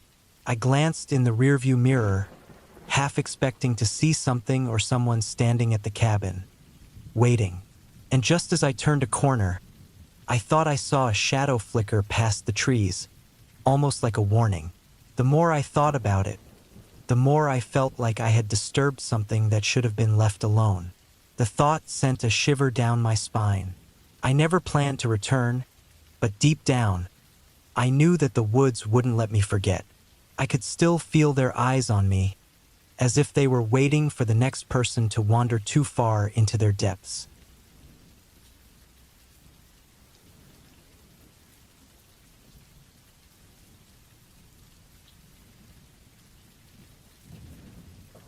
My brother-in-law Jake and his friend Mike asked me to join them for the weekend at their cabin in the woods. I was looking forward to getting away from the city and enjoying some fresh air. The cabin was old but comfortable, surrounded by tall trees that rustled softly in the wind. We arrived late on Friday night. The sun had set, leaving long shadows on the ground. As we unpacked, I felt a weird sense of worry. It was like the woods were closing in on us, and I heard faint sounds, like twigs snapping in the distance. I tried to push it away, telling myself I was just being overly cautious. That night, we lit a fire outside and roasted marshmallows. The flames danced, and for a moment, everything seemed perfect. But as it got darker, I couldn't shake the feeling that we weren't alone. I glanced at Jake and Mike, but they were lost in their laughter and stories. When it was time to sleep, I decided to take a quick walk around the cabin. The moon was bright, lighting up the path through the trees. I felt a little calmer being outside. But as I walked, I suddenly heard something, heavy footsteps following me, just out of sight. My heart raced as I stopped to listen. The sound stopped too. I tried to convince myself it was just an animal. I turned back toward the cabin, but I couldn't shake the feeling that something was off. I picked up my pace, my footsteps echoing in the quiet. Just as I reached the porch, I glanced back and saw a figure standing between the trees. It was tall, but I couldn't see any details. Panic rushed through me, and I hurried inside, locking the door behind me. Jake and Mike were already asleep, completely unaware of my fear. I lay in bed, wide awake, staring at the ceiling, the sound of my heart pounding in my ears. I could hear the footsteps again, getting closer and circling the cabin. I felt trapped and scared, unable to reach for my phone without making noise. The next morning, I told Jake and Mike what I had experienced, but they laughed it off. "You probably just heard things," Jake said. I still couldn't shake the sense of dread I felt. That day, we decided to go hiking, hoping it would clear my mind. As we walked deeper into the woods, I felt like someone was watching us. Jake and Mike were chatting ahead of me, but I kept looking back, expecting to see that figure again. Later, we stumbled upon an old, abandoned cabin. Vines covered the walls, and the door hung crooked on its hinges. Curiosity got the better of us, and we approached it. Inside, the air felt stale and had a weird smell. Broken furniture lay scattered, and strange symbols covered the walls. I felt a chill run down my spine. We didn't stay long, but as I turned to leave, I caught a glimpse of something outside the window. My heart raced again. There was that tall figure I had seen before, standing at the edge of the woods, completely still. It didn't move, but I felt its eyes on me, a chilling intensity that made me shiver. I called for Jake and Mike, but they were too far ahead, and I was too scared to move closer to the window. I turned to run but tripped over a piece of broken furniture, crashing to the floor. The figure seemed to step forward, and I scrambled to my feet, racing back into the woods, not caring where I was going, just needing to get away. When I finally caught up with Jake and Mike, they looked worried. I explained what had happened, but they insisted we stick together and return to the cabin. Reluctantly, I followed them, still glancing over my shoulder. As night fell, we locked ourselves inside, the fire flickering in the corner. I felt a bit safer behind the walls, but I knew that figure was still out there. We stayed up late, talking and trying to laugh off the fear, but my stomach twisted with anxiety. Around midnight, a loud bang on the door jolted me awake. My heart stopped. Jake and Mike were still asleep. I quietly got up and peeked through a crack in the curtains. The woods were dark, but I could see shadows moving just outside the cabin. A wave of nausea washed over me. I stood frozen, listening as the banging grew louder. It sounded like something was trying to break in. I glanced at my sleeping companions, wondering if I should wake them or if that would just make things worse. Then, the banging stopped suddenly, and an eerie silence fell over the cabin. I took a deep breath and slowly opened the door to peek outside. The moonlight showed nothing but darkness.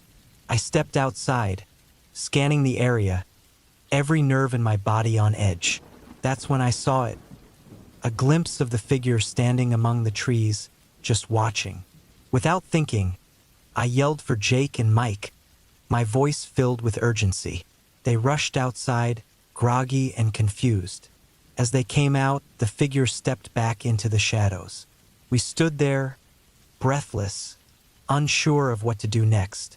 The three of us decided we needed to leave right away. We packed our bags in a hurry, adrenaline pushing us to move fast. As we drove away from the cabin, I looked back, my heart still racing. The woods seemed dark and threatening behind us.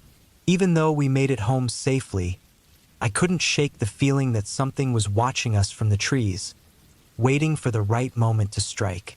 The woods felt alive, hiding secrets that should never have been uncovered. As I lay in bed that night, I realized that whatever was out there had not just been a figment of my imagination. It had been real, and it was still out there, lurking in the shadows, waiting for its next opportunity.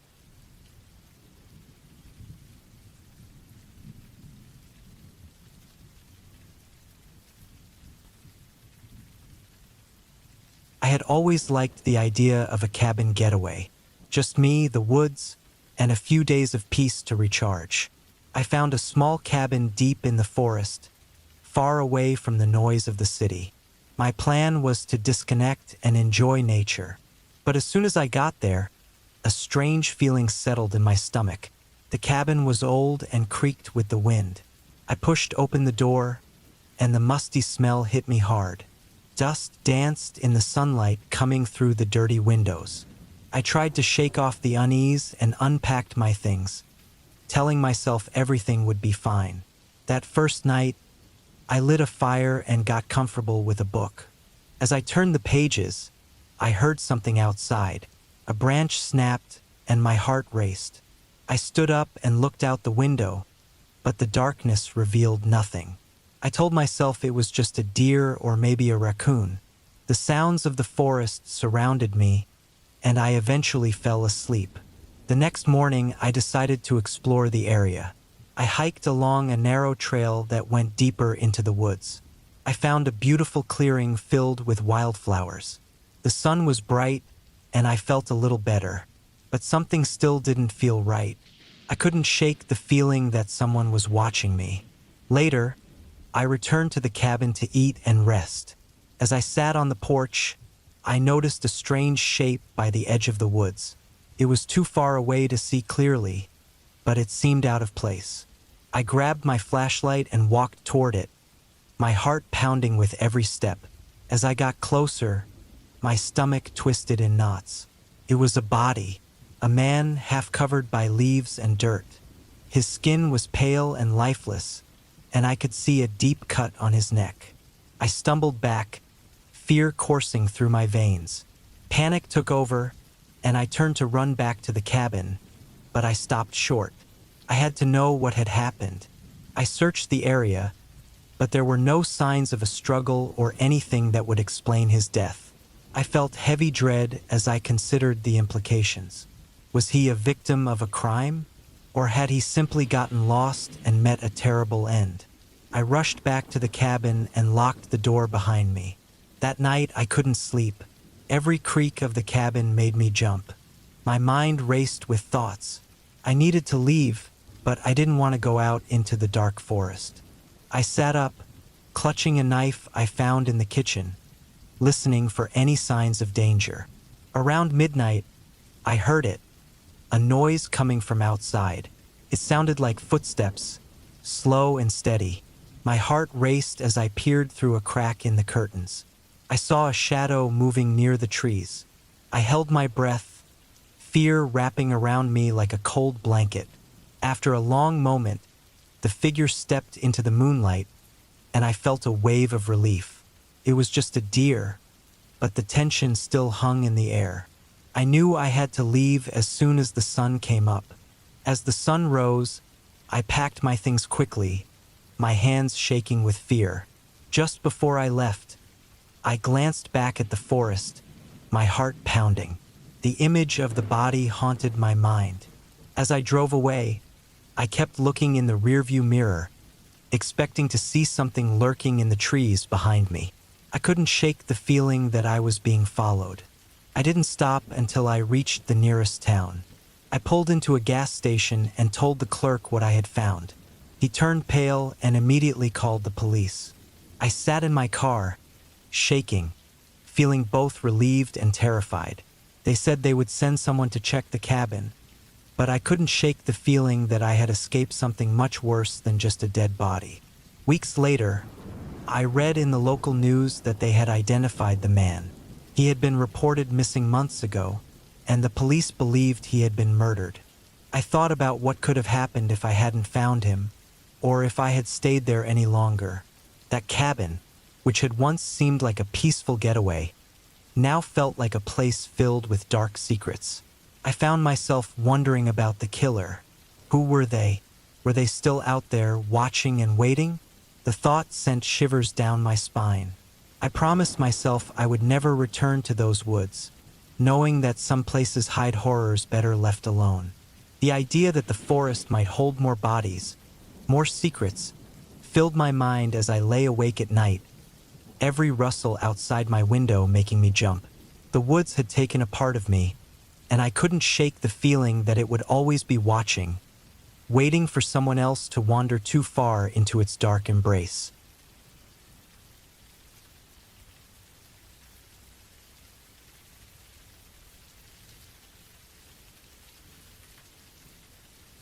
I had been working in the woods for weeks, staying alone in a small cabin I rented from a local guy. The cabin was surrounded by thick trees and far away from any neighbors. I was there to clear some land for my job and enjoyed the quietness. But as the days went by, things began to feel weird. One night, while sitting by the fire, I heard a sound outside. At first, it was soft, like branches snapping, but then it grew louder and more constant. I stood up and walked to the window, looking into the darkness. I saw nothing but the dark shapes of the trees, their branches swaying in the wind. I shook my head, telling myself it was just a deer or something harmless. The next day, while I was working, I spotted strange marks on the trees near the cabin. They looked like deep scratches, as if someone had dragged something sharp across the bark. A shiver ran down my back, but I tried to brush it off. Maybe some kids were playing nearby, or it was just an animal marking its spot. As the sun went down that evening, I decided to make some dinner and then go to bed early. I was worn out from working all day. While I was cleaning up, I suddenly heard a loud thud against the cabin wall. My heart raced as I grabbed a flashlight and stepped outside. The night air was chilly, and the shadows seemed darker than before. I looked around, the light from my flashlight slicing through the dark. Then, I saw something near the tree line. More scratches on the bark, leading away from the cabin. I felt my breath quicken as I followed the marks, my heart pounding and my mind racing with thoughts of what could be out there. After a few minutes, I found a clearing. In the middle stood an old, abandoned cabin that looked like it had been there for years. The windows were boarded up, and the door hung off its hinges. I felt a strong urge to turn back, but my curiosity pulled me closer. As I got closer, I noticed the ground was covered with old bones and scraps of clothing. A wave of fear washed over me. This was no normal place, it felt wrong. Suddenly, I heard another sound behind me, sharp and close. I spun around quickly, but there was nothing there. Panic surged through me. I bolted back toward my cabin, my feet pounding against the forest floor. I didn't stop until I was inside, slamming and locking the door behind me. I could hear the wind howling outside, but the sound of my own heartbeat was louder. I felt safe, at least for now. Later that night, as I lay in bed, I heard it again, the thud against the wall, followed by the scratching noise. My mind raced. I was sure I had left something outside, or maybe someone had followed me back from that old cabin. I lay still, listening, every creak of the cabin sounding like footsteps approaching. The next morning, I knew I had to get out of there. I packed my things, my heart still racing, and headed out to my truck. As I drove away, I glanced in the rearview mirror at the cabin. In the distance, I saw a figure standing by the tree line, watching me go. I couldn't make out any details, but the feeling of being watched sent a chill down my spine. The drive home felt endless, every shadow by the road making me jump. I finally reached the safety of my town and promised myself never to return to those woods. Even now, I think about that cabin and the strange noises at night.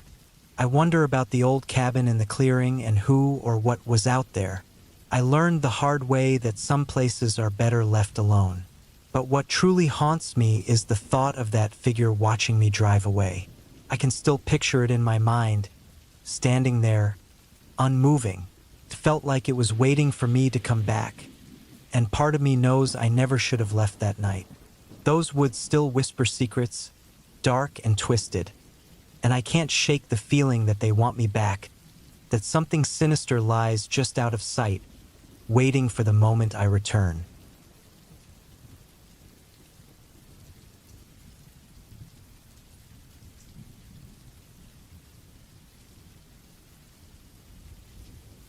The sun had gone down hours ago when I finally reached the old cabin at the edge of the village. I had rented it for a quiet weekend escape, hoping to get away from the noise of the city. It was supposed to be a peaceful spot, surrounded by fields and thick woods, far from all the commotion. But as I got closer, a sense of unease settled in my stomach. The cabin was small and worn down, with paint peeling off and a creaky porch. I opened the door, and the wood groaned as if protesting my arrival. Inside, the air was stale, and a musty smell hung in the corners. I lit a few candles, their flickering flames casting eerie shadows that danced around the room. It was cozy enough, but something felt wrong. That night, I settled in with a book while a small fire crackled in the stone fireplace. Outside, the wind howled, and I heard noises that made my heart race. Was it just the wind? Or did I hear faint whispers drifting through the trees? I shook it off, trying to focus on my book. But every so often, I glanced out the window, half expecting to see someone standing in the dark.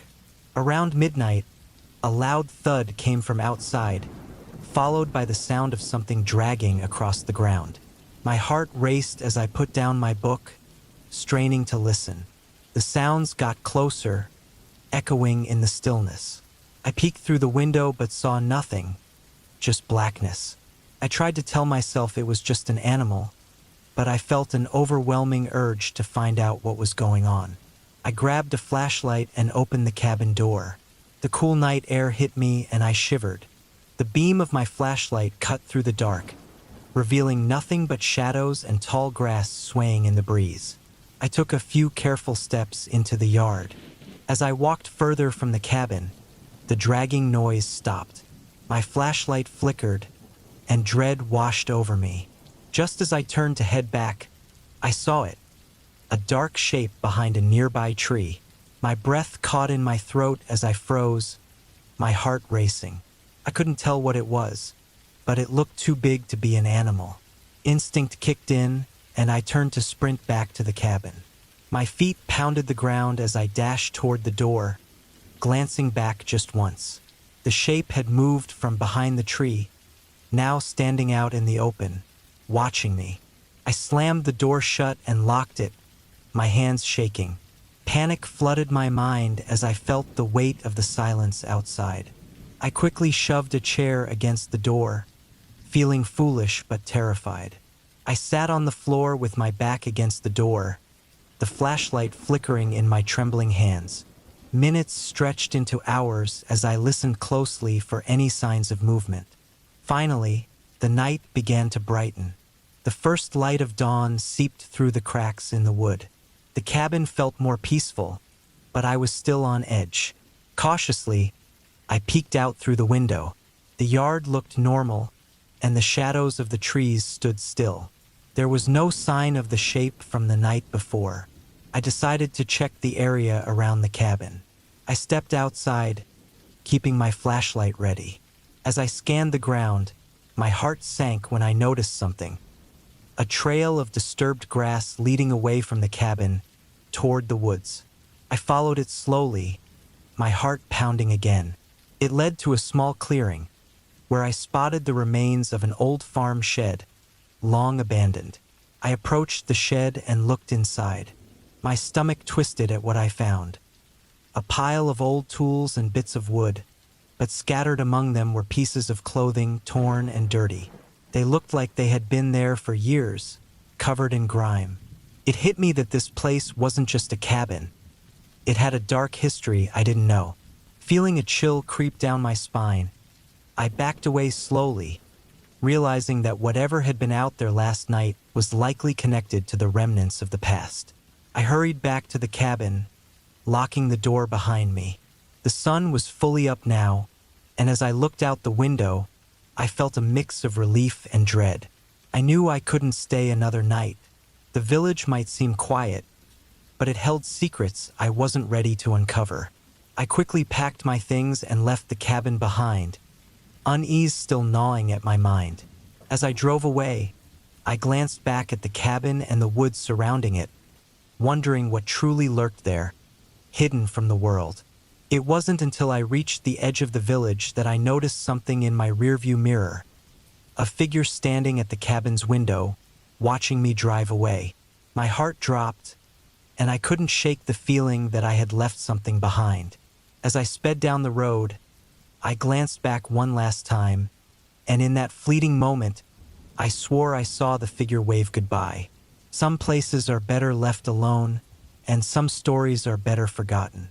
I couldn't shake the thought that I was not alone in that cabin, and the truth about what lived there might be far worse than I could ever imagine.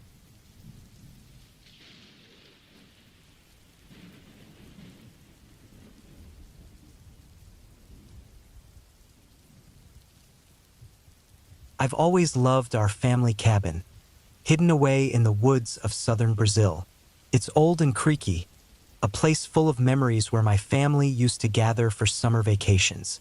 Recently, I decided to spend a weekend there by myself, hoping to reconnect with nature and relive those special moments. The cabin sat at the edge of a huge, thick forest. I arrived in the late afternoon, with the sun shining through the leaves and casting shadows that danced on the ground. I unpacked my things, set up a small fire pit outside, and prepared to enjoy a quiet evening. As night fell, I made dinner and settled in, listening to the sounds of the forest, the rustling leaves, distant animal calls, and the crackling fire. As darkness wrapped around the cabin, a strange feeling crept over me. I tried to shake it off, thinking it was just because I was alone. I curled up on the couch with a book, hoping to distract myself. But the uneasy feeling didn't go away. Every now and then, I thought I heard faint noises from outside, like footsteps or something scratching against the cabin's wooden walls. I kept telling myself it was just animals. After all, I was in their territory. Around midnight, I decided to go to bed. I checked that all the windows were locked and the door was shut tight. But sleep didn't come easily. The cabin felt too quiet, and the darkness felt too thick. Just as I was about to drift off, I heard it again, scratching. This time it was louder and more demanding. I froze, listening hard. The sound seemed to come from the back of the cabin. Heart racing, I got up and peered through the window.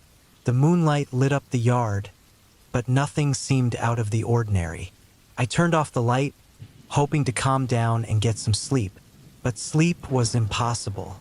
The scratching continued, mixed with the sound of something heavy banging against the walls. I couldn't ignore it any longer. I grabbed a flashlight and slowly made my way to the back door. The wooden floor creaked beneath my feet, and I felt a knot tightening in my stomach. Taking a deep breath, I opened the door, and the cold night air hit my face.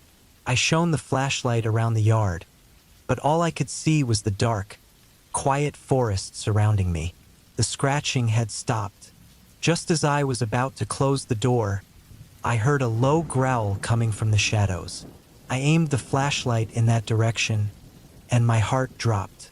There, partly hidden among the trees, was a huge wild boar, its eyes shining in the beam of my flashlight. It looked hungry and angry, its tusks gleaming as it snorted. Panic surged through me. I knew these animals could be dangerous, especially if they felt threatened. My instincts kicked in, and I quickly shut the door, locking it tight. I could hear the boar crashing through the brush, its growls echoing in the stillness. My mind raced. I needed to protect myself. I grabbed a kitchen knife and climbed up to the loft, my heart pounding in my chest. From the loft, I could see the yard, but the boar had moved away, disappearing into the trees. Still, I couldn't shake the feeling that something was wrong.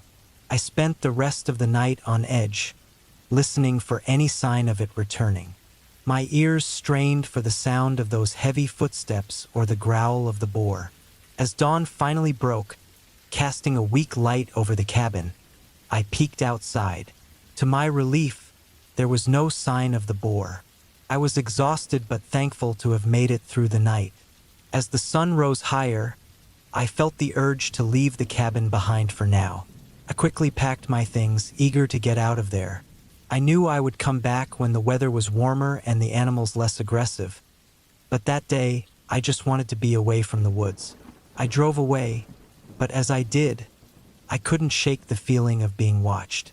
The trees seemed to lean in closer as I passed, their shadows stretching and twisting like hands reaching for me.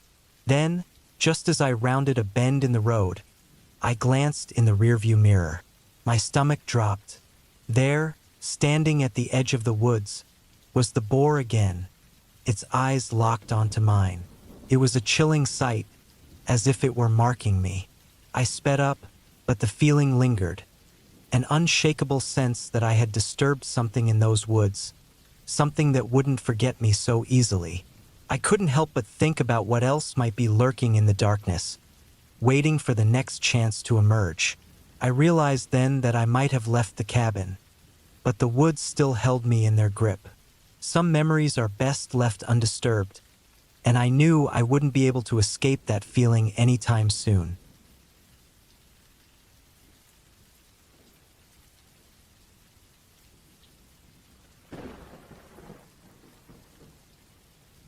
The rain came down hard as I pulled up to the cabin, my headlights cutting through the darkness. I had been excited for this weekend getaway for weeks, eager to escape the city and enjoy some peace in nature.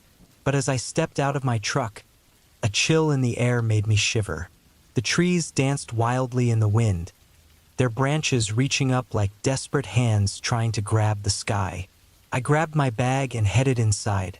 The cabin was small but cozy, with a fireplace and a few windows looking out at the dark woods. I set my things down and lit a fire, watching the crackling flames cast flickering shadows on the walls. I poured myself a drink and sank into an old chair, listening to the rain hammering on the roof. It was quiet and calming, but something about the night felt off. As the hours passed, the rain got heavier and the wind howled outside. An uneasy feeling settled in my stomach as the darkness closed in around me.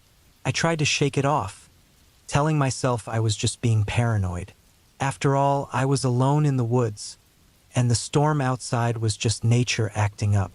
But deep down, the silence felt heavy, like something was lurking just out of sight. I decided to check the cabin's windows, needing to see what was outside. I walked around, peering out at the sheets of rain that blurred my view. The trees were shrouded in darkness, and I couldn't see anything beyond their outlines.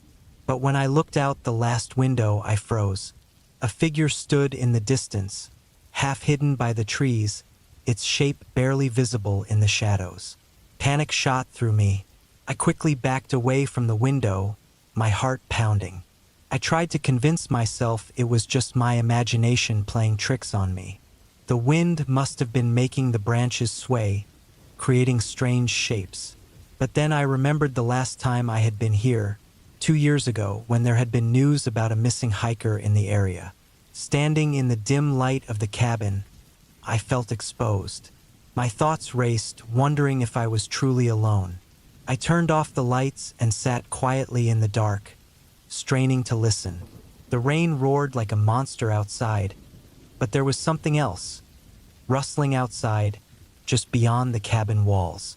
With every sound, my anxiety grew. I picked up a flashlight from the table, its beam cutting through the dark. I aimed it at the windows, ready to face whatever was out there. But as I shone the light around, I saw nothing, just the rain, the wind, and the thick darkness pressing in on me. Then I heard it again, a soft thump against the side of the cabin. I froze, my heart racing. I tried to tell myself it could be nothing, maybe a branch falling, but fear held me tight. The thump came again, louder this time. I moved to the window closest to the sound and looked out, the flashlight shaking in my hands. What I saw made my blood run cold. There, just outside the cabin, was a man.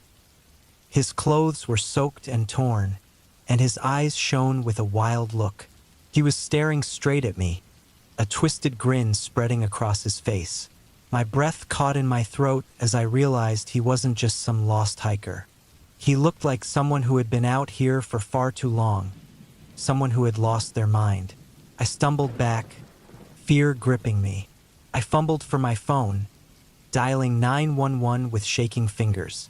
The operator answered, but my voice barely came out as a whisper. I could hear the man outside moving closer, knocking on the walls now, a steady beat that echoed through the cabin. I pressed myself against the wall, waiting for the police to arrive. I could hear sirens in the distance, but they felt like they were miles away. The man continued his slow, steady knocks, each sound sending chills down my spine.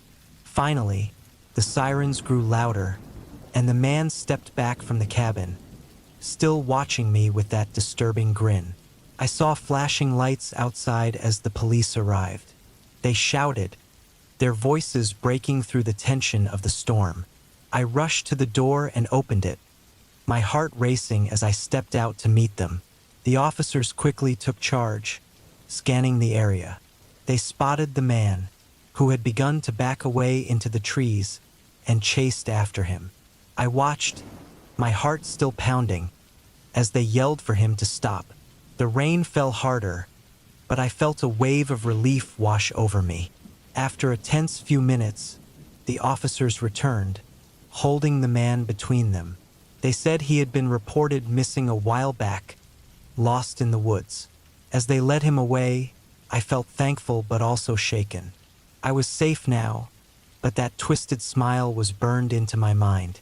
I spent the rest of the night awake in the cabin, the rain still pouring down outside. The storm couldn't touch the sense of relief I felt, but it couldn't wash away the fear that lingered. I knew I'd never forget this rainy night, the terror I faced, and how close I had come to something awful. But as the hours passed, a new worry crept in. What if the man had friends? What if he hadn't been alone out there? I thought about the way he looked at me, as if he knew something I didn't. I glanced at the dark windows, half expecting to see him again, that smile still haunting my thoughts. I finally decided to gather my things and leave. As I prepared to head out, I noticed something by the door. A muddy footprint, larger than my own, leading away into the darkness. My heart sank. The storm raged on, and I realized the nightmare wasn't over. I had escaped one danger, but the woods were still full of unknown threats, waiting silently in the rain.